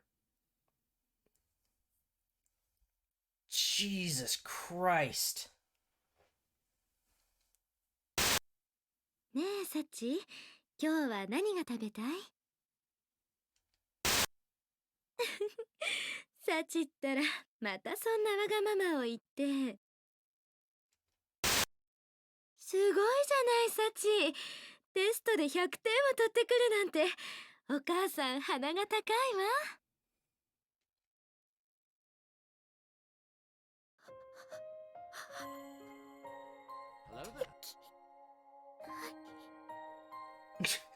Thanks, Nick. そんな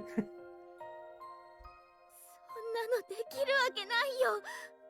Okay, good. She couldn't do it. 私はお母さんが大好きだった。優しくて温かくて笑顔が素敵なお母さんが好きだった。いつも笑顔にあふれていて笑い声が絶えないあの家が大好きだった。 Looking over the news again, looks like I had it wrong. She didn't have a living will, and her husband was fighting to end life-prolonging procedures. It was her parents, devout Roman Catholics, who were appealing to keep her alive. Oh. Oh, God.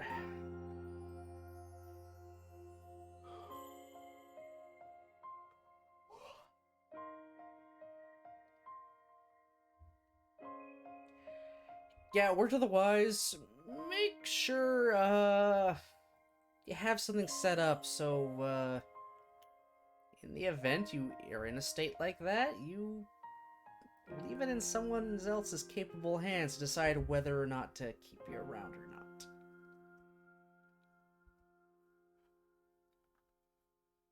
not. Okay. Yeah, if you'd rather not be kept alive if you're gonna be brain dead, you may want to have that written down somewhere, like in legal writing. Or give someone, like that power of attorney to be able to say, yes, just pull the plug.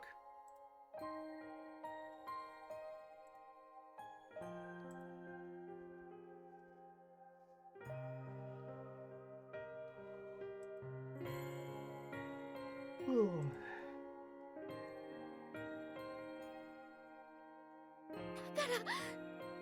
んなにお父さんとお母さんが私のことを嫌いになっても、どんなに私のことを恨んでいるとしても、私はお父さんとお母さんのことを恨めない。嫌いになんかなれない。だからこの手でお母さんを殺すなんてこと絶対にできない。できないよ。As I speak, Mom's face flashes before my eyes again and again. Her slightly embarrassed smile when someone said dinner was delicious. That proud grin when I told her about winning an art contest at school. The excited, happy expression she always had when talking about work with Dad. And many more. Far too many to count. All as clear as day. The faces of the person I loved more than anyone else in the world. どうして And oddly enough, the next word to leave my mouth is the same one that's been tormenting me all this time. ねえどうして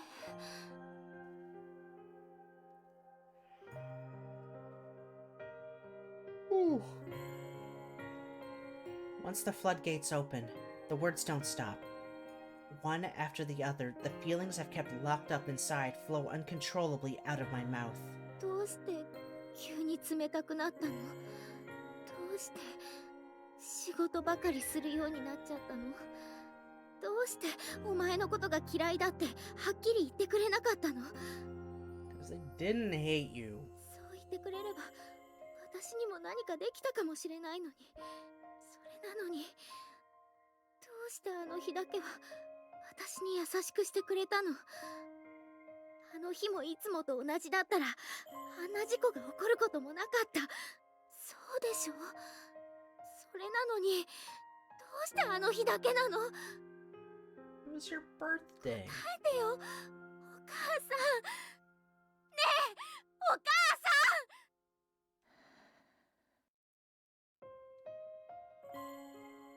I call out to my mother again and again, but no response is forthcoming. Her sleep is undisturbed. That's the nature of a persistent vegetative state. This is reality. I'll never hear her answer. I suppose I'm gonna have to accept that. Accept it, and find a way to carry on. If I can't run away, I have to move forward. でも怖い。今日見る夢ではどうしての次があるんじゃないか。その次に続く言葉は私を責める言葉なんじゃないかって。だからその悪夢を終わらせるつもりでここへ来たはずなのに結局何もできなかった。私には殺すことなんてできない。事故があった後は全然お母さんに会っていなかったのに、夢に出てくるお母さんはとても怖い顔をしていたはずなのに、こうしてお母さんを目の前にしたら笑っているお母さんの顔が浮かんでくるの。いっぱい幸せで、私が大好きだったお母さんの笑顔ばかりなんだもん。そんなお母さんを殺すことなんて私にできるわけないよ。だからごめんなさい、ゆうくん。 For what?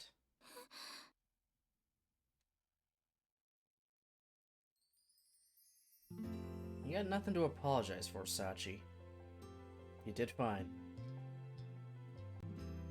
As Sachi kneels on the linoleum floor, I quietly move to stand at her side. Also, thanks for just watching like a creep, Yuji. ゆうくん。 I don't know much about your parents, but I think I have a pretty good idea of just how much you cared about them.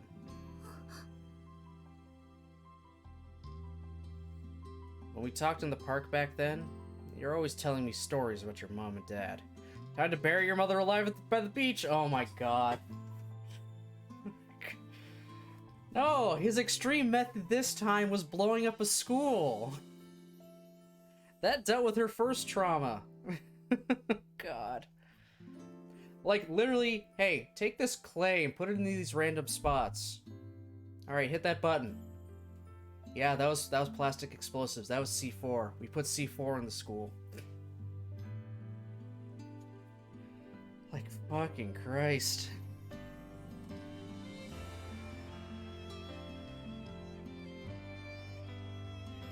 Even after we reunited in Mihama, you brought up your parents many times.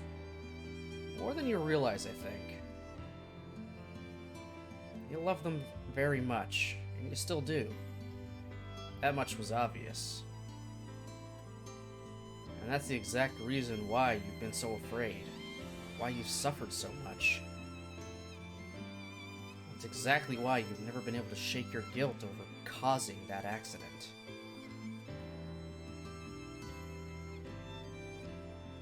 It's the same with the final words your mother left you. You're tortured most of all by the thought that she might have hated you. That your parents might have resented you for what happened to them. So in the end, what you really want is to know your parents' feelings. Am I wrong? Hey JB, I want another bet.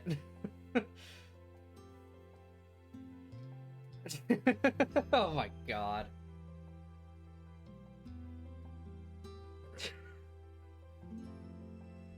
Yeah, sure. They're having a betting pool on whether she would kill her mom or kill herself or not at all.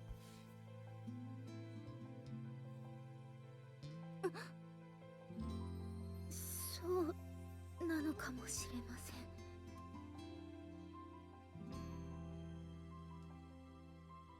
In that case, why not find out? Find out exactly what your beloved parents really thought of you. With your own eyes. そんなのできるはずありません。だってお父さんはもうこの世にいない。それにお母さんだってこうして眠ったままなんです。 Little did you know, I'm a necromancer. だからどんなに叫んでも私の声はもう二人には届かない。そんな状態で気持ちを確かめる方法なんて。 What if I told you it's possible? いくらゆうくんでもそんなことできるわけが。 Have I ever lied to you before, Sachi? それは。 Here's the thing. I don't know what you're going to find. For all I know, you might end up learning something you wish you hadn't. You might end up going through life bearing an even heavier burden than before. Are you prepared to take that risk and learn the truth? Oh yeah, another thing, Brozard, you missed. She wrote a letter to her uncle just saying that she's like very happy right now and that she's dating us, and she's also dating this guy named Kazumi Yuji. The uncle sent us a letter, like a small package, with a key and his phone number. And over the phone he said, that's the key to her parents' old workshop. When you think she's ready, take her in. Yeah. Just to see what's been left inside that untouched workshop for years.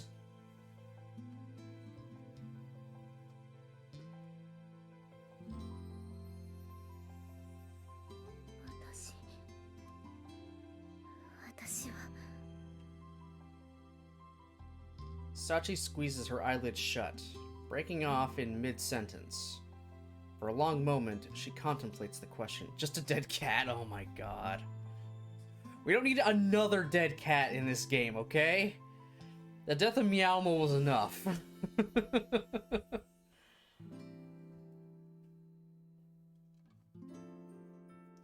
when they snap open again, the anxiety and uncertainty in her eyes has been replaced with firm determination. お父さんとお母さんの気持ちが知りたいです。こうして今のお母さんに会うことでその覚悟はできました。だからその結果がどうであっても全てを受け入れるつもりです。 I see. I can never manage to do the same myself. You really are a hell of a lot tougher than you look, Sachi.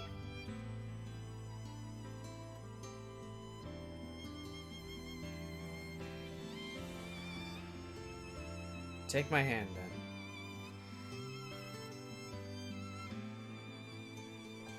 I'll show you what you really need to kill. 本当に殺してほしかった。 That's right. No matter what answer you find in the place we're going next, I'll be your ally.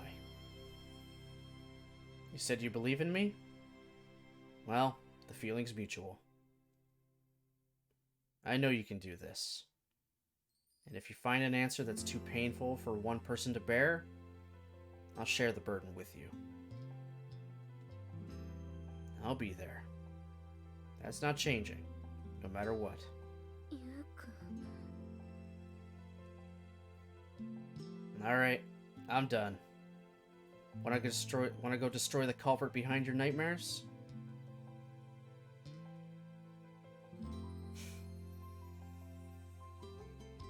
Hi.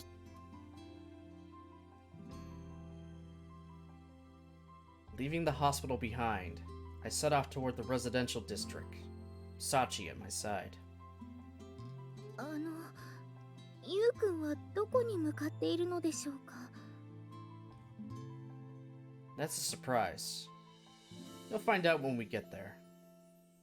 そうですか。 I intentionally give Sachi a pretty pompous non-answer, but she doesn't take the bait. She's probably too concerned with the whereabouts of the truth I promised her to play along like I usually... She's probably too concerned with the whereabouts of the truth I promised her to play along like she usually would.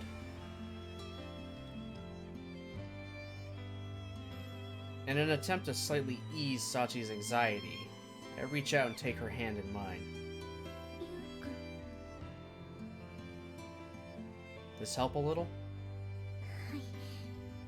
ありがとうございます。 My god, premarital hand-holding. Jeez. What is wrong with this guy? At least wear a glove.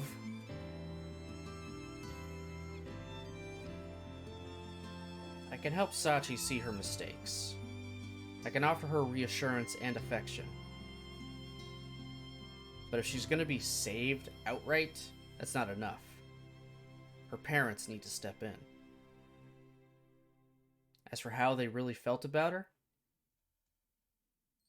even Sachi, who spent many years with them, doesn't know. So this is a little presumptuous. So maybe this is a little presumptuous of me. Personally, I don't think any parents loved this much by their daughter could possibly hate her in return. ゆうくんが向かっていたのはやっぱり私の家だったんですね。 As I come to a halt before the small house, Sachi finally allows herself to state the obvious. To be more exact, we're heading to the workshop next door. 工場ですか。あそこには金型を作る機械が置かれているだけなはずですけど。 That a fact? All I've heard from Sachi's uncle is that her parents seem to be up to something in the workshop a little before her birthday. But hidden in those words lies the answer Sachi's seeking. I'm pretty firmly convinced of that. そうだったのかって。それじゃあどうして工場なんかに。 Sachi. Her mother's final question. Why? Now that the woman's in a coma, we'll probably never know for sure how she intended to finish that sentence. But if a parent who'd been planning something for her daughter's birthday wanted to say one thing at the end, I think it might have been something like this. サチ、どうしてもサチに見てもらいたいものがあったの。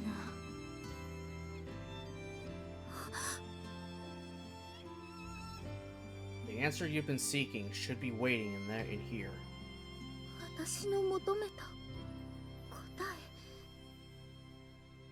If you're ready to face it, open this door. With those words, I take the aged metal key out of my pocket and unlock the workshop.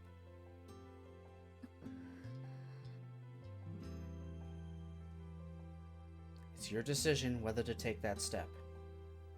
You can lock this door and walk away. And no matter what you choose, my feelings aren't going to change.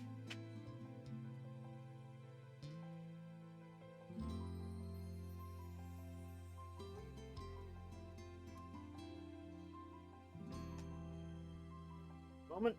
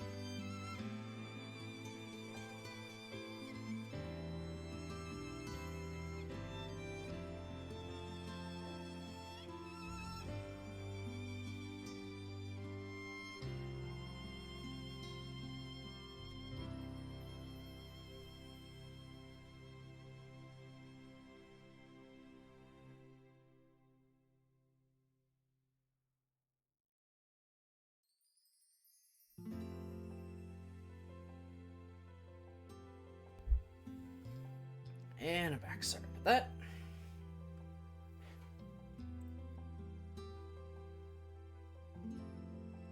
Yu-kun. So don't worry about me or anyone else.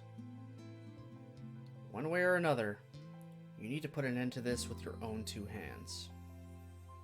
はい。 Nodding with a serious expression on her face, Sachi slowly closes her eyes. There's probably a whole torrent of conflicted feelings swirling around in her head right now. Terror that she'll discover proof her parents resented her. Hope that she'll learn the opposite was true. I can almost see the tug of war between those powerful emotions shaking the small girl's heart. Even so, Sachi's capable of accepting the truth now, whatever it may be. I absolutely believe that. 決めました。私はこの扉を開きます。 With that declaration, Sachi opens her eyes and stares firmly at the entrance to the workshop. You sure about that? はい。おかしいですよね。そう決めたはずなのに、体の震えが止まらないんです。 Sachi. でも、逃げるつもりはありません。だから、ほんの少しだけ私に力を貸してください。 Yeah. As Sachi's hand trembles against the cold iron, I reach out and overlap it with mine. We take 2 long simultaneous breaths, then push open the heavy door. 何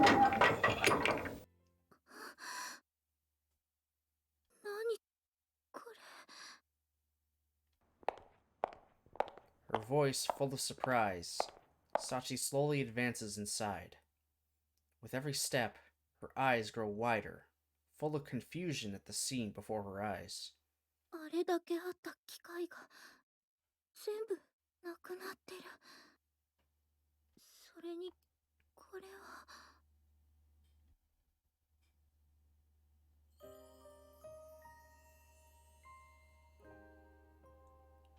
Oh.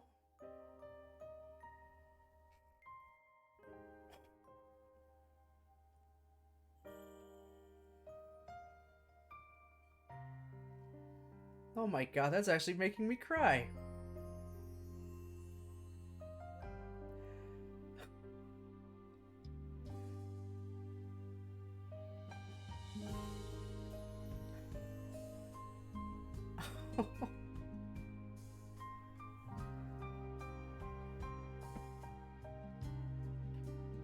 Is that gonna be a trend with this game? It's gonna make me cry every time?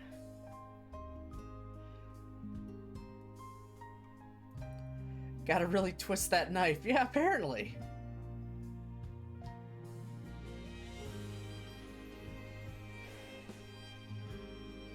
The workshop's not entirely empty. One wall is covered with dusty party decorations. A carefully arranged flock of photographs and certificates crowd the space, contrasting strongly with the dull gray wall behind. 誕生日おめでとう、サチ。 Most eye-catching of all is the large hand-lettered banner above. Sachi slowly reads the words aloud. September 23rd. Today's your birthday, right? From what I hear, you haven't been to this place even once since the day of that accident.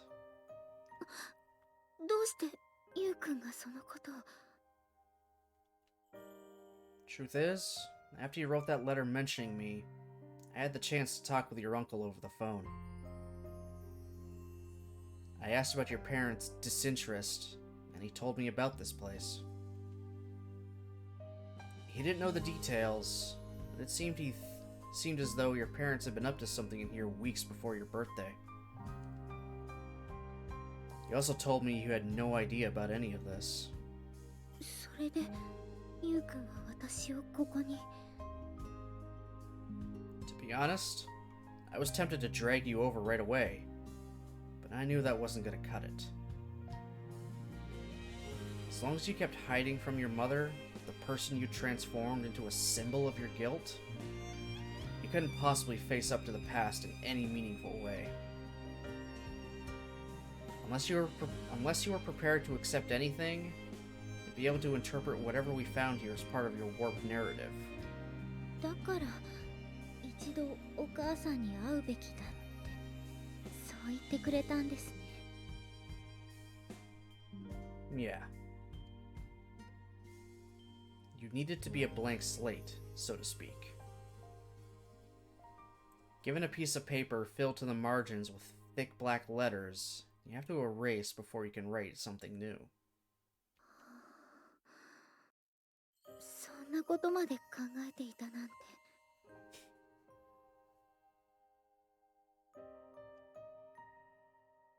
You really are amazing, Yukun.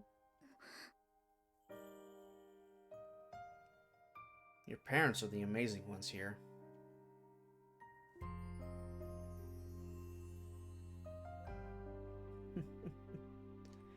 This is heartwarming and soul-crushing at the same time, because years before she actually got to see it.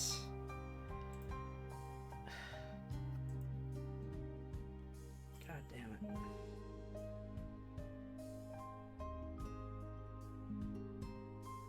As I speak, I run my eyes carefully along the painstakingly decorated wall. Getting all those machines removed without you realizing would have been hard enough. These decorations are all handmade. Must have taken them days. I must have wanted very badly to surprise you, to make you happy.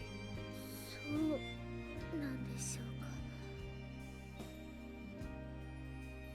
I didn't want you to kill your mother. Not the woman sleeping in that hospital bed, at least. That accident was too much for a child to process. Too terrifying, too painful. Thanks to that overwhelming tragedy, you were imprinted with a hollow, false image. An image of two people who resented you and wanted you to suffer. An illusion you mistook for your parents. That's what you needed to kill. In this place, time stopped on that day. Here's the reality. Your real mom and dad's feelings, preserved in amber. お父さんとお母さんの思い。 Repeating my words absent-mindedly, Sachi gently reaches out to touch the decorations on the wall. サチが初めてテストで100点を取った。算数が得意なところは私に似たのかもしれない。父の日のプレゼントにサチが私の絵を描いてくれた。嬉しくて涙が出た。サチはキャッチボールが好きらしい。将来はソフトボールの選手になるかもしれないなんてお父さんと語り合った。運動会の父兄参加二人三脚で私がサチの足を引っ張ってしまった。明日からジョギングを始めようか。私に習ってサチが初めて作った卵焼き。塩を入れすぎて塩辛かったはずなのにお父さんは嬉しそうに食べていた。サチが苦手だった国語で100点を取ったテストが見つかった。ちゃんと褒めてあげられればよかった。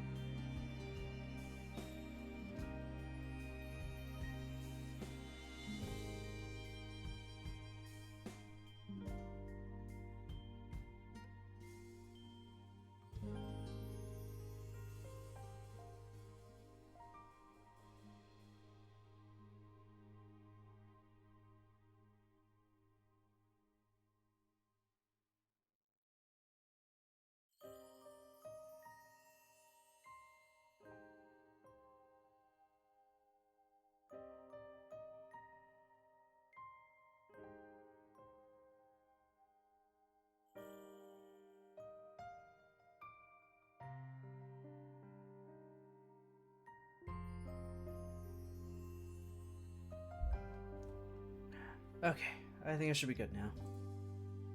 Hopefully.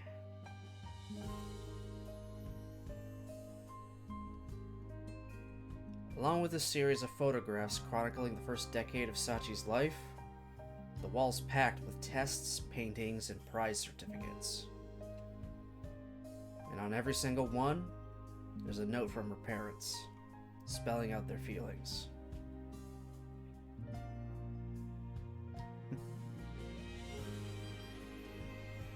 They're the simple, earnest sentences of two people watching over their growing child with unabashed pride and affection.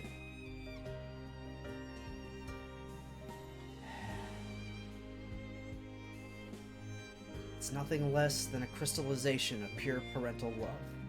ずっと昔に描いた絵も、お父さんとお母さんには見せずにいたテストも、もしかして全部取っておいてくれたの。 Oh, clearly they were. 仕事が忙しいからって相手にしてくれないこともあったのに。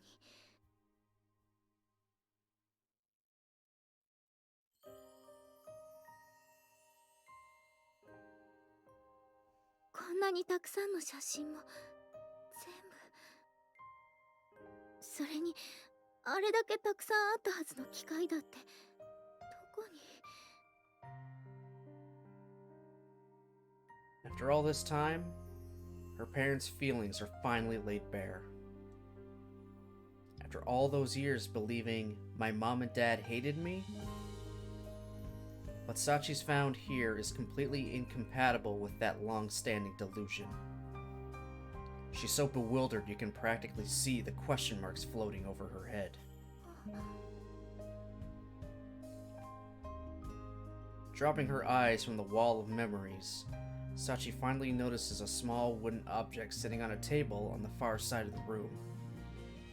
これってお父さんとお母さんが大事にしていたオルゴール。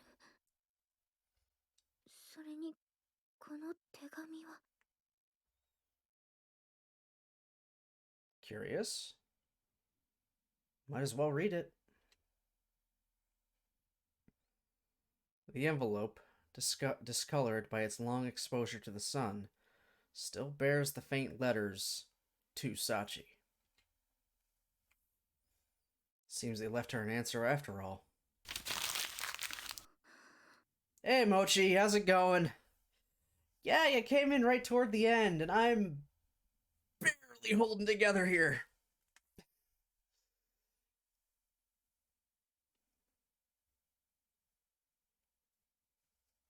Like, I'm barely holding together.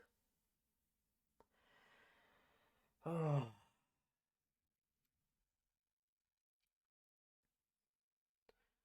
Sachi carefully opens the envelope, takes out the letter she finds inside, and begins to read it out loud. サチへ。まずは10歳の誕生日おめでとう。本当はこの言葉も直接伝えた方がいいと思うんだけど、最近サチとはうまく話せていなかったから手紙を書くことにしました。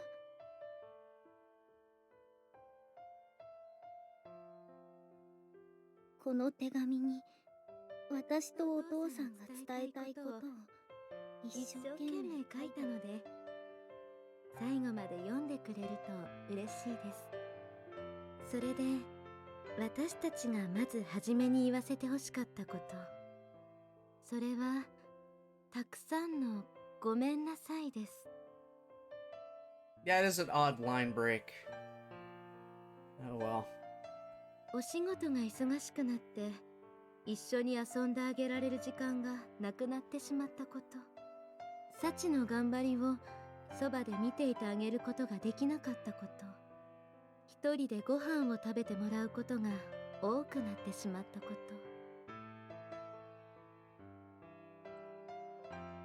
と、そのことを謝らせてください。本当にごめんなさい、サチ。でも決してサチのことが嫌いになったわけじゃない。そのことだけは分かってほしいの。 Obviously they didn't. 私たちがもっとお仕事を頑張ればサチを幸せにしてあげられる、そう思ったんです。 They could have made their text box a little wider just so that doesn't happen.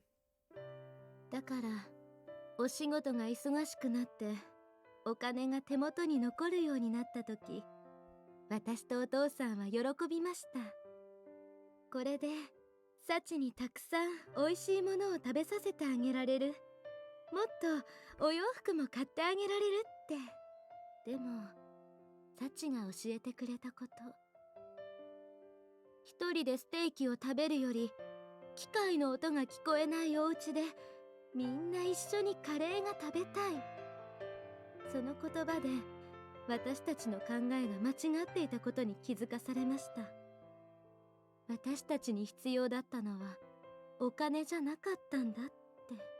だから私とお父さんは話し合って一緒にお仕事を変えることにしました。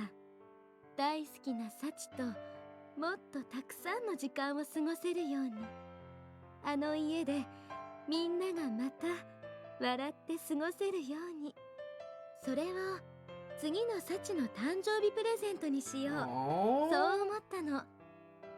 でも私たちが好きだったこの工場がずっとサチに嫌われたままなのは悲しい。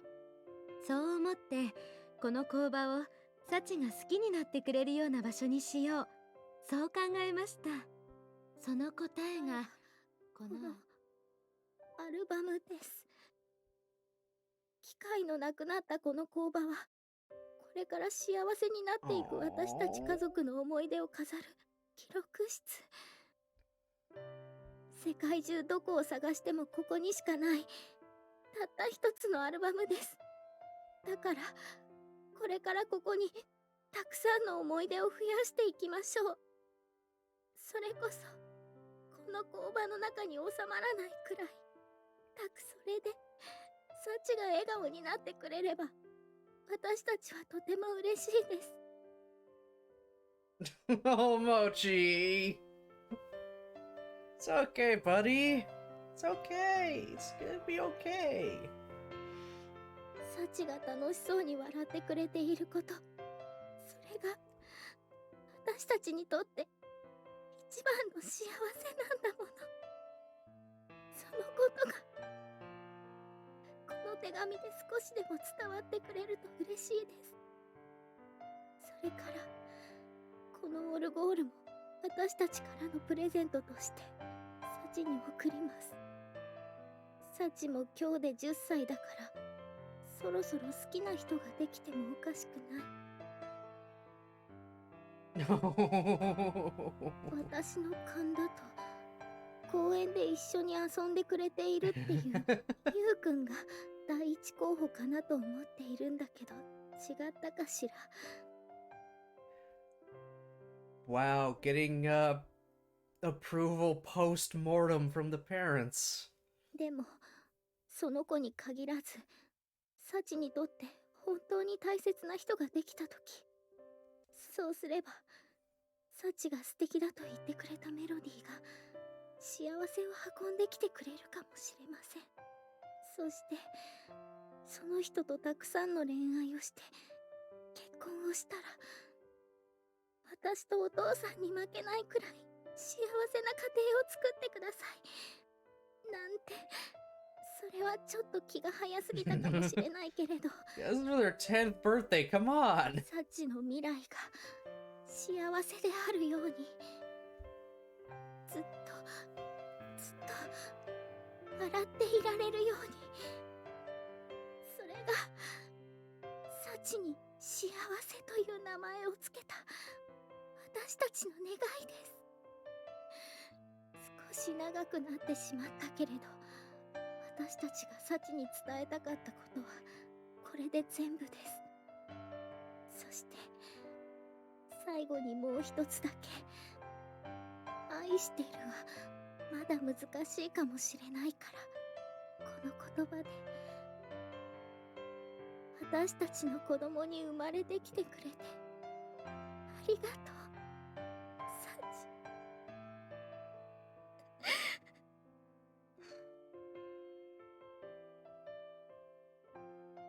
私の方こそありがとう。お母さん、お父さん。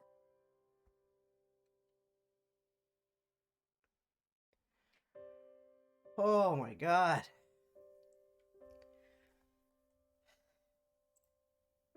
Is every VN I pick gonna make me cry in some way?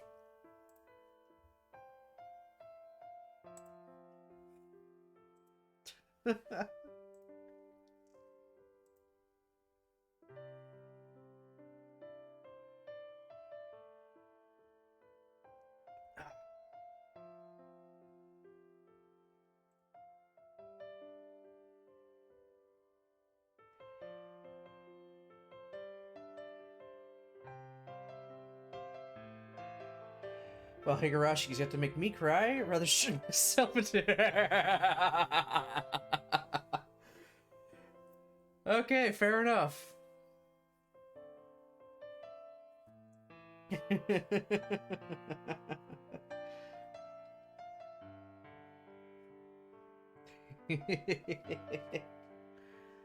Oh, good answer. Very good answer.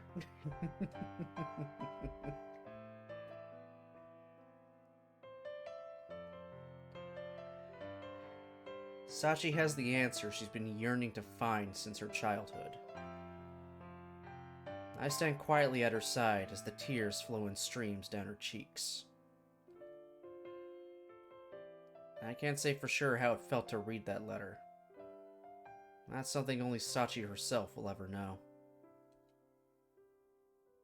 But there is one thing I can say with some confidence. She won't be suffering from those nightmares again.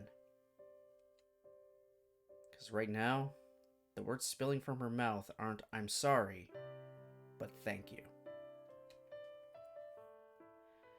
And while I might just be a completely deluded, narcissistic moron, I'm pretty sure I also know what the next words out of her mouth are gonna be.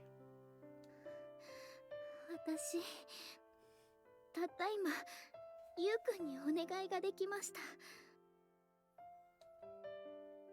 Oh? What would that be? 私と一緒に、このオルゴールを聴いてもらえますか？ Oh my god. Yeah. I think I can do that.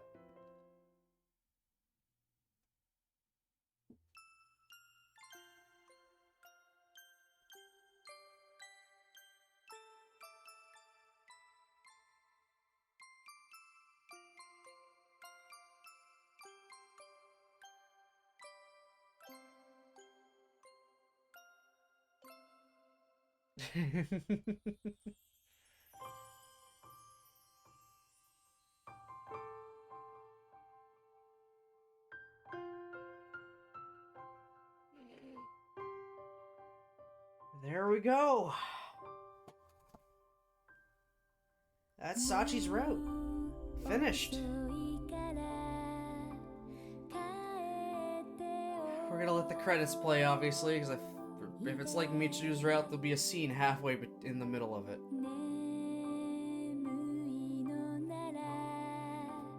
Wow.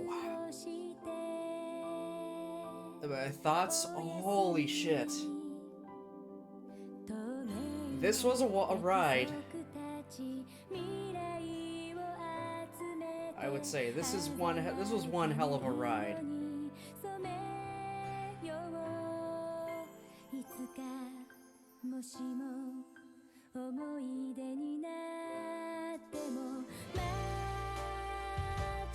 There's a lot of stuff going on here.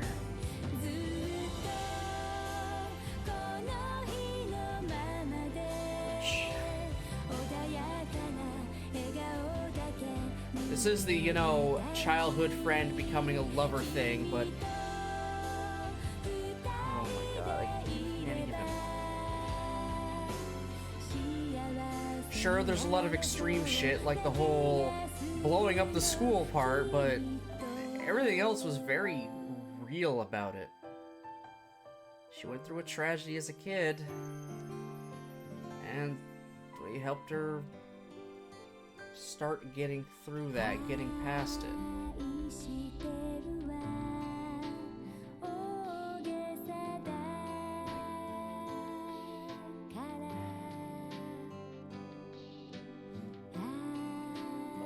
Yeah, dead parents is a cliche, them leaving something behind for her to see, also cliche, but it just works. It works so well. This was very, very well done.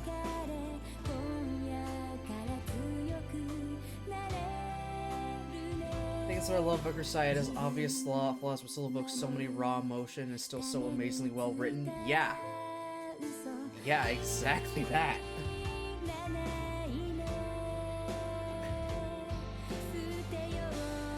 Okay, this is the second. This is 2 for 2 a route has made me cry. So, it's doing something right.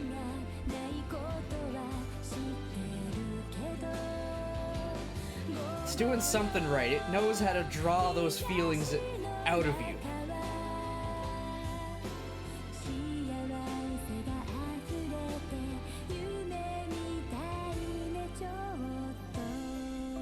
Pretty sure only Machinas won't make you cry. We'll see what happens with Machinas when we eventually get to her. But, oh, holy fuck. I mean, it might, but I don't know, that route is pretty sus.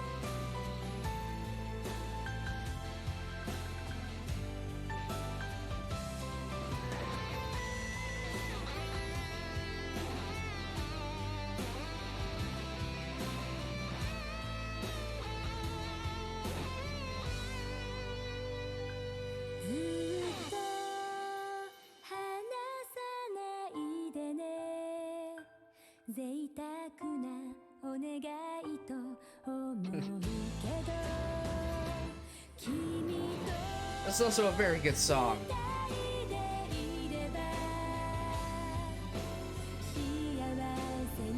So I don't trust people that say Machina is best girl like at all. Oh, good Christ. Them the fools you gotta keep eyes on. Okay, seeing that wall of stuff left. Fuck. That wall of things they made, just. God damn it.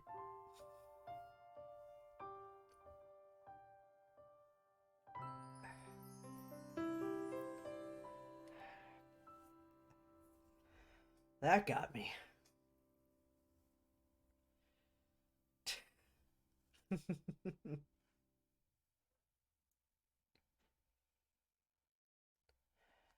昨日は体育の授業があって、久しぶりにみんなでエクストリームスポーツをやったの。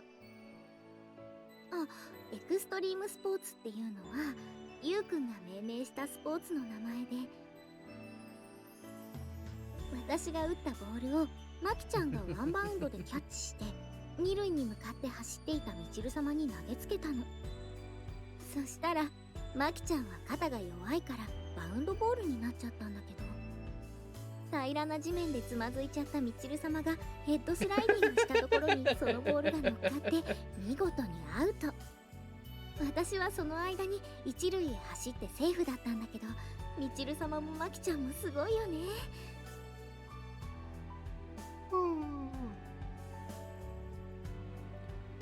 The hospital room is filled with the warm glow of afternoon sunlight. As a gentle breeze blows in through the open window, Sachi chatters on, recounting the recent happenings at Mihama Academy. Unlike before, there's no trace of melancholy in her expression. And of course, that doesn't mean her mother's offering any reply. Even so, her sleeping face looks strangely peaceful. Somehow, it makes me think of a parent affectionately half listening to her daughter's stories while doing housework. 小峰さん、失礼しますね。あら、さっちゃん、今日も来てくれてたのね。The one-sided conversation is interrupted by the arrival of a familiar nurse, who immediately greets the two of us. はい、これから検温の時間ですか？その通りなんだけど、すぐに終わるからそのままで大丈夫よ。あ、いえ、ちょうどキリが良かったですから、私たちはここで。そう？それならいいんだけど。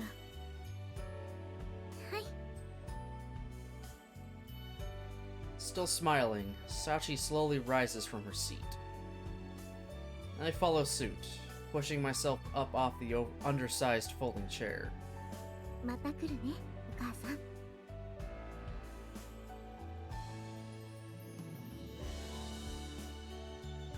That shit's sweet.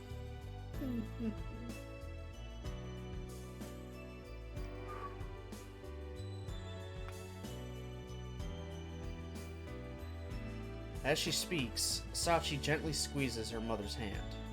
それではすみませんが、母のことよろしくお願いします。ええ、さっちゃんも勉強頑張ってね。はい、ありがとうございます。 After exchanging polite little nods with the nurse, we quietly leave the hospital room. You really alright with that? 何がですか？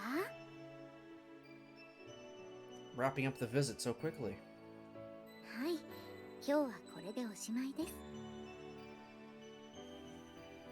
す。 Sachi seems to have grasped what I'm getting at, but her reply is strangely casual in tone. Didn't you have more you wanted to talk about? それはもちろんです。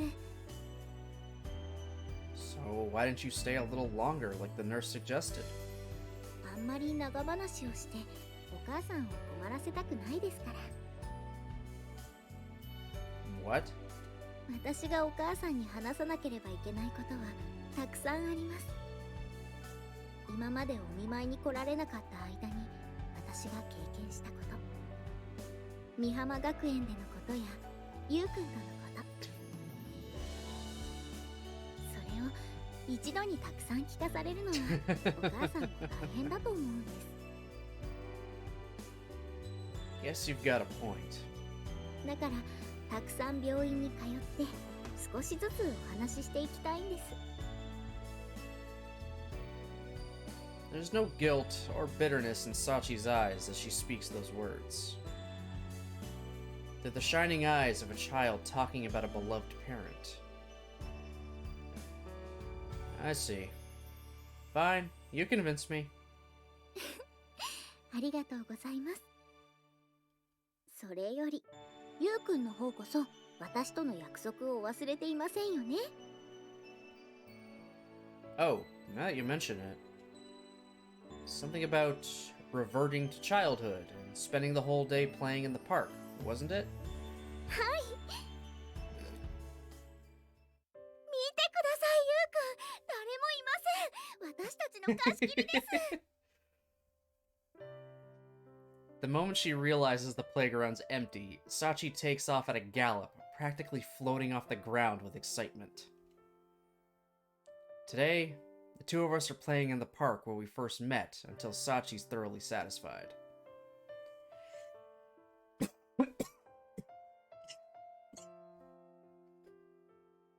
Oh my god. This is what she chose for her belated birthday present. ブランコに鉄棒、シーソーにジャングルジム。これは今から日付が変わるまでの時間をフルに使ってもこの公園を満喫しきれないかもしれません。 Oh my god, I love her energy. How are you keeping a straight face right now? もちろん真面目な話をしています。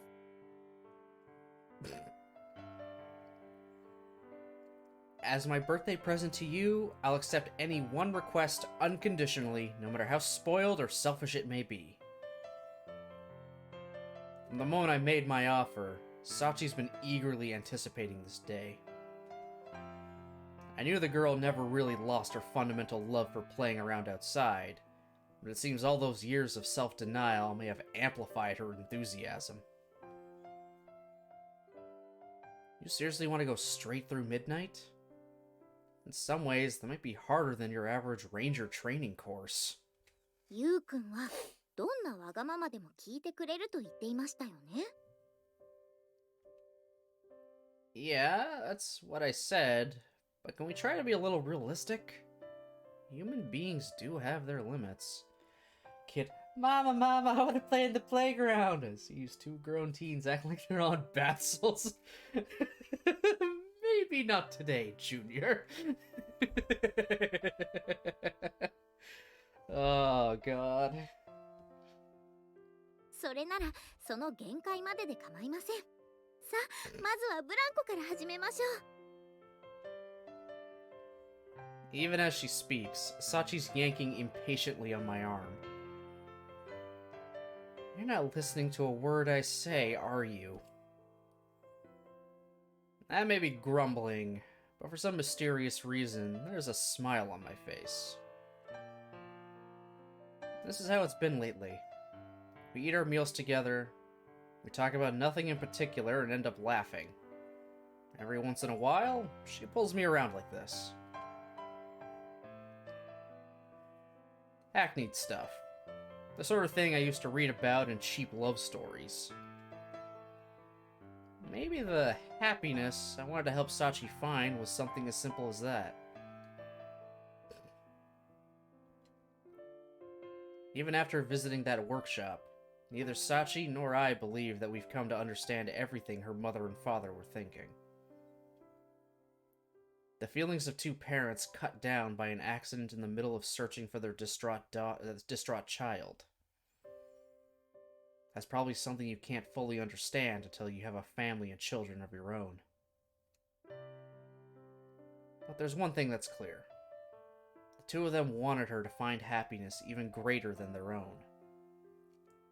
In a way, that bittersweet knowledge will be Sachi's punishment from now on. A family, huh?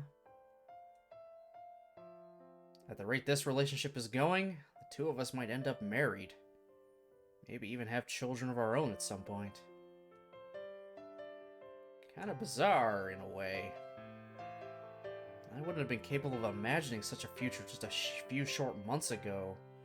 But right now, it seems completely natural. Even obvious. And if Sachi feels the same way, I don't think anything could make me happier. Hey, Sachi. I've got a suggestion to make, if you're willing to listen. やっぱり公園で遊ぶのを中止するという相談なら受け付けませんよ。Yeah, that's not it. Bro!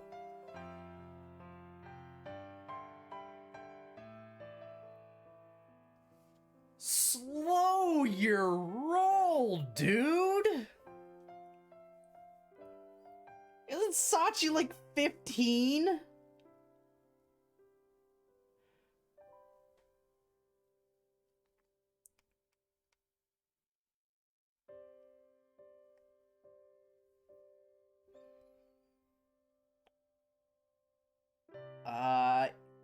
Yeah.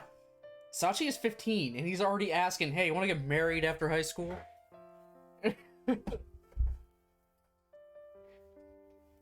Oh my god.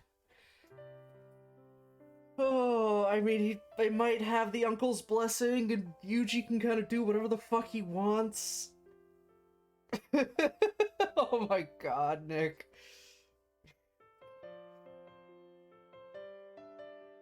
What do you think about getting married after we graduate from Mihama? 結婚ですか? Yeah.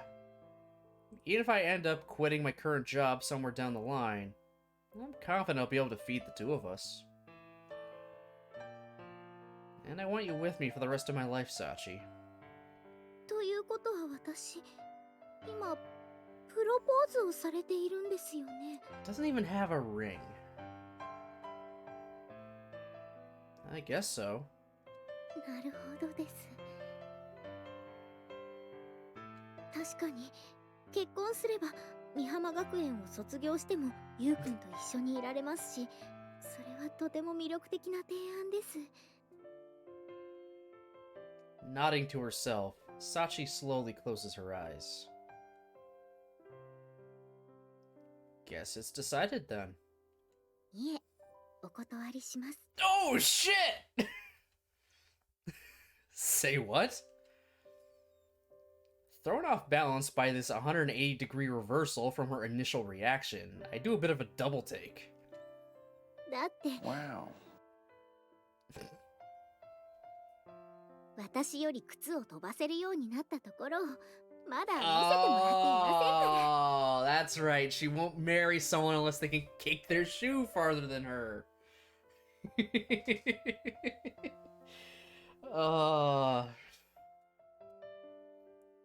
the mid-afternoon sun, blazing down as if to insist summer's not over yet, is thoroughly outshone by a single dazzling smile. That smile belongs to a girl named Komine Sachi. The only child of two people who treasured her above all else. The daughter of two parents who exchanged their ambitions for one simple wish. If Yuji can't do it at this point, I'm gonna say that's incredibly sad. It'd be very sad. And today, I'm sure the two of them know that wish has been wholeheartedly inherited.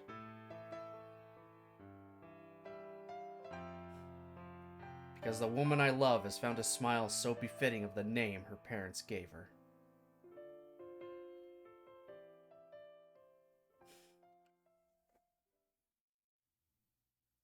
Grisaia no kajitsu. Oh my god. Okay, that was a happy as fuck ending. Holy shit.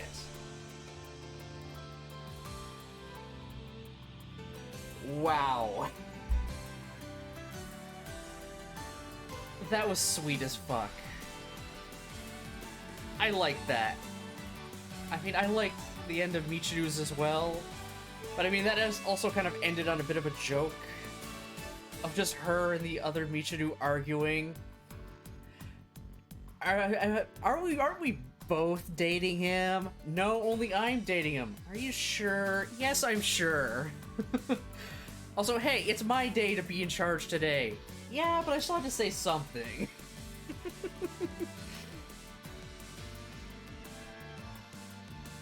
That honestly, that was good. Like, oh my god, that had its ups.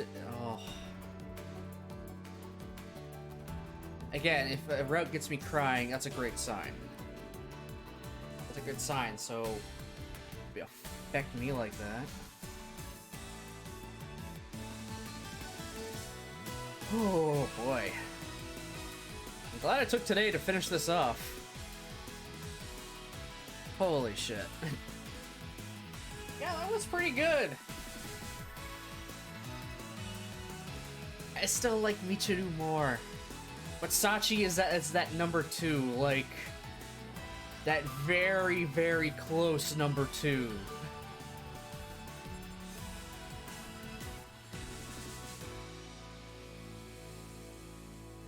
An NFT ad. An NFT ad.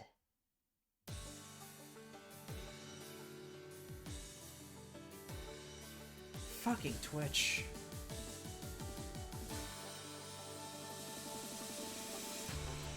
I thought the world was past the stupid NFT bullshit. Whatever. Yeah, this is my day off, finally. I'm on 2 days off right now, finally, after our busy season is over. So things are gonna slow down big time. I won't have to be at work till midnight now. Hallelujah. So glad I'm just glad I finished this route off today. Oh, so I was able to take as much time as I needed. Oh yeah. That summer in the tourist industry. We're crazy busy, but things are slowing down big time. And I mean big time. Just thank Christ. I can relax a little. End of the month, I should have my week-long paid vacation. So I'm gonna be doing some stuff then. I.e. stream every day. as long as I want, maybe multiple a day. One day I'm gonna do a fucking endurance stream, just say, hey, see this game? I'm gonna finish it. I'll start and finish it in a day. I don't think it'll be a very long game, but still. So that he gets some time to relax. Too much work is never good. Yeah, it just got kind of crazy and flip-flopping schedule from mornings to nights. It's just 24-hour stream time. Okay, it probably won't be 24 hours, but it'll be long. I might make it my impromptu like 2-year anniversary on Twitch or something, just celebrating it early along with my first year as affiliate. Something like that. I'll just kind of combine the two to make it now, because I don't think I'd be able to do it any other time. That's still time away, so I'll be able to plan that out. Yeah. There's a lot of things I got kind of in my head that I want to do, just I don't have down on paper yet. Also, okay, I love the freaking just title screen music for Grisaia. It's kind of good music just to have on right now. Or when I reached affiliate, tried to stream for 12 and only made it to 6. Yeah. Yeah. The longest stream I've done, I think, was like 7 or 8 hours doing the second half of LEGO Star Wars The Complete Saga, and I just wanted it over toward the very end. I just wanted it done. It's like I was just so sick of it, so tired, and I was taking a break between each episode I did. Make sure not to stretch yourself too thin streaming too. 24 hours can be real rough. Oh yeah, 100%. Funny enough, I was rereading Grisaia when I reached affiliate. Nice.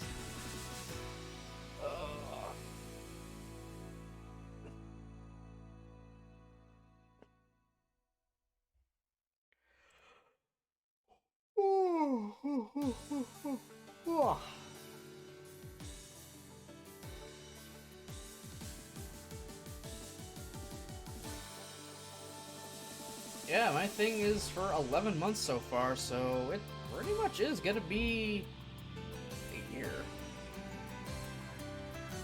It's gonna be a year, definitely, probably soonish.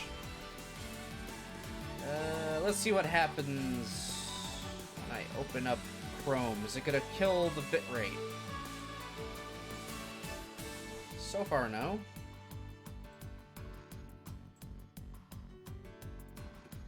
Damn it, I went to the wrong tab.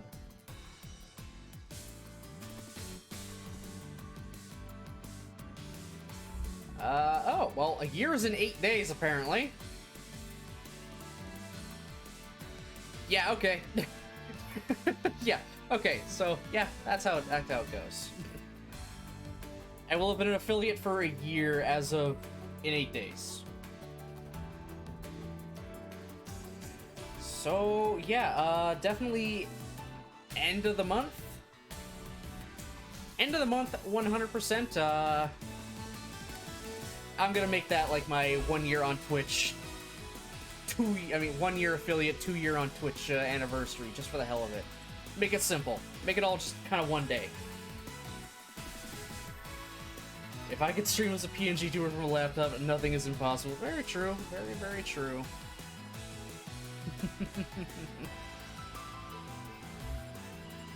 My parent really just likes to kind of go nutty from time to time. That's because other people are also using the Wi-Fi, and I am strictly on Wi-Fi. I cannot get an Ethernet cable. I potentially could have if the last internet thing we had, last company we had that came in here didn't snip a coaxial cable. So that kind of sucked. Oh well. And we can't exactly just run a second one now because we finished the basement this time, so everything is, you know, sealed up. And we're not tearing it down just to do that. Which girl you plan on going for, Grisaia, next stream? Right, so yeah, the next time we do play Grisaia, we'll be on a new route, and it'll be Amane next. My plan was to do Michiru, Sachi, Amane, Makina, and then end with Yumiko. That was kind of somewhat the order I was kind of interested in them with. I mean, Makina and Yumiko are just kind of in the same boat. I wasn't super interested in either of them, but now I'm getting more interested in Yumiko, but I'll still leave her for the very end, just because hers is the last route to be unlocked if you're just kind of going through it and reject everybody. So why not just end off with chest blubber route time? Oh my god. Chest blubber. I'm gonna get so many more of those comments now. Oh well. It is what it is. But hey, that's pretty good. I'm 2 routes out of 5 done. You were right, Nick. This is gonna take a while to do. But I have plenty of content for a little while. Which is good. I'm glad I started this. Though, by the numbers of streams that's taking me to do these routes, it seems to only take about 10 or so. Around there, so really, that isn't that long. If I were to do nothing but Grisaia streams, it would take less than 2 weeks for each stream, doing about 2-3 hours each. On paper, it doesn't seem like a lot. When you actually do it, obviously, it feels like it takes longer. Even looking back at my VODs for Katawa that I have saved and all that, which I should have most of it at this point, there really wasn't that many streams for each girl. Even the common route wasn't too long. It's actually a little shocking.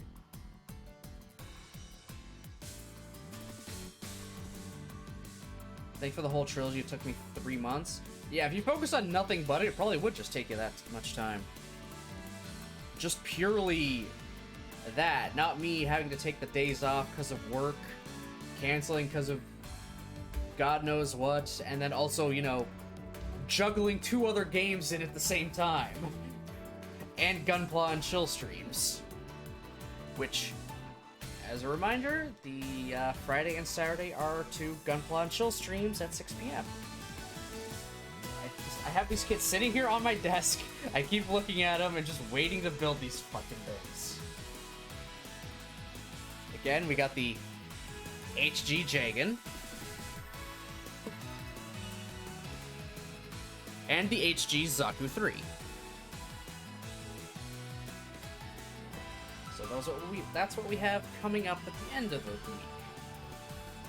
But you're probably a faster reader. Maybe? Not sure. I also randomly go off on tangents. So that could slow me down.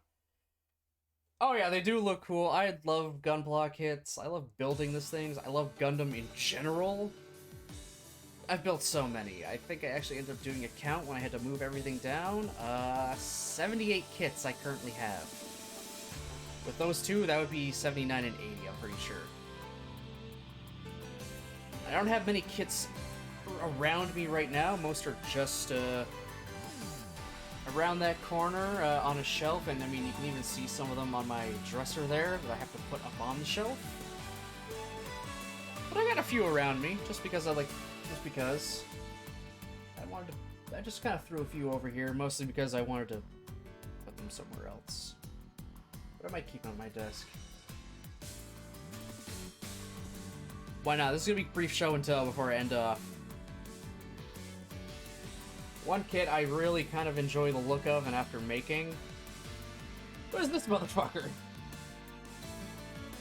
The Gundam Astray Gold Frame Amatsu Mina.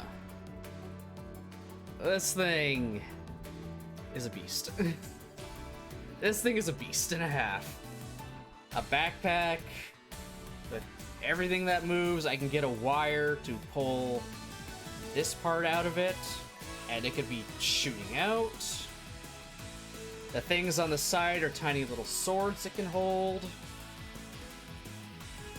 Oof. Doesn't have the greatest way to hold onto its side skirts. On one arm, it's got this thing, which if I flip that up and then push... Come on, push. It's got claws now. It's got this big fucking shield slash gun slash beam saber. I love this thing just because of how just... Yeah, that happened.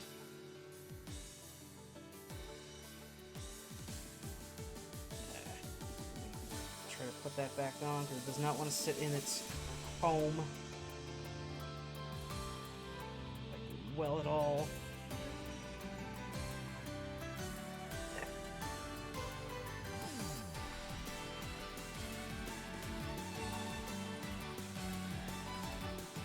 Got a Discord for your channel? I do not have a Discord. I mean, I have a Discord account, I just do not have a Discord channel because I don't believe I'm big enough to warrant one, unfortunately.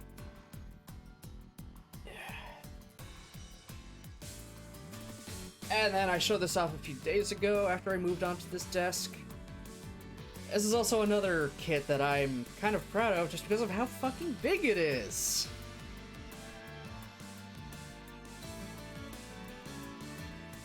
The Gundam Narrative Apex. This thing is huge. Like, holy fuck.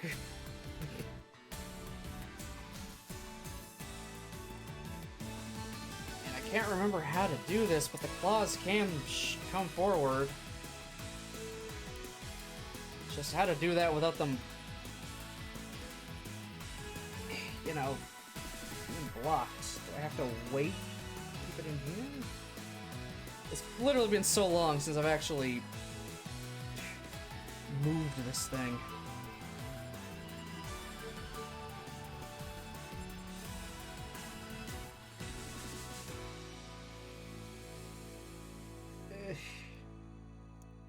Yeah, I'll figure it out later. But these things can come to the very end and be open claws, and there's attachment to make them go to the sides. I'm gonna have to look at the instructions on how to do that all again. It's understandable. I have one even though not really big, just so I can chat with friends though. You're free to join if you want, so we can hang out. Alright. Probably swing by your channel then to get the Discord invite.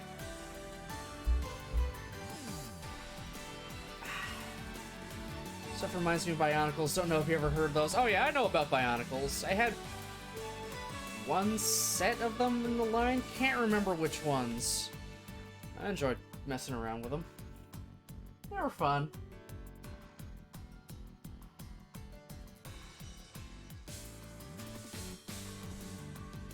Bionicles are pretty good. I like stuff like that. I'm kind of glad I got into Gunpla. This is very fun, very relaxing. Screw it. Last one I'm going to show off for today. One of my favorite mobile suits. One of my favorite mobile suits of all time. The Gundam Astria Type F2. It is very, very red. But I like this thing. I love the look of this thing. It's basically a prototype Gundam Exia. It's got the folding sword, just doesn't have a gun on it. He's got the gun in his hand, he's got a freaking flail. I like this thing, and I like the fact it's a prototype suit that has just been upgraded just to keep it, you know, relevant, because the thing's over 20 years old. In canon, the suit is 20 years old, its parts are breaking down, so they used spare parts from the Gundam Exia, the thing that, you know, it helped lead to fix it up. By the way, don't look at my clips, I have a lot of Grisaia clips and you might be spoiled. Okay, thank you for the warning. Need to get something to build again, I kind of missed this. It is fun. Building stuff is fun. Unless it's the Millennium Puzzle. Then it's not fun. Because as great as this was, and looks right now, pain in the ass to build. I mean, putting together the individual pieces was easy. But putting it together like this? There was actually no instructions. And that was by design. They wanted you to figure it out like Yuki did. This is literally the only piece I am comfortable with taking off of it. Otherwise, the whole thing would probably fall apart, and then I would have to spend either hours or some time finding the video again on how to put it together. 'Cause there's a lot of pieces in this thing.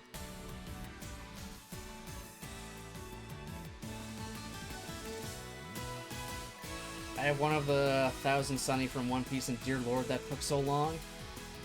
I'll bet. I mean, all of my kits in general, they generally take me about 2 hours at minimum. One took me a good 5 hours. If I were to have done the Apex on stream, that probably would have taken a while, just because of how big it is. There's a lot. There is just so much. But I absolutely love model kits. Gundam model kits, like, they're just great.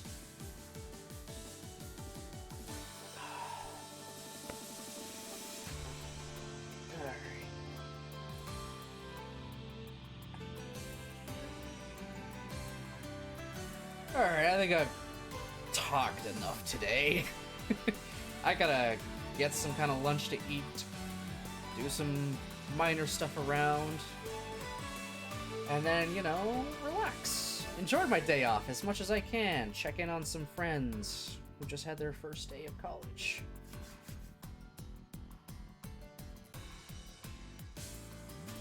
So I will be back again, though, tomorrow, 10 a.m. for more Digimon Survive. You can finally get through more of that game. Which also has, you know, visual novel-esque choices that are going to affect combat and apparently what happens in the story. People are going to die, apparently, if I'm not careful. Let's hope I'm careful. I don't want to lose people, if I can help it. And I love Digimon. So I don't want to lose access to Digimon either. Anyhow, thanks everyone for watching, commenting, and lurking. I appreciate it very, very much. I hope you all have yourselves a great rest of your day, and I'll see you next time.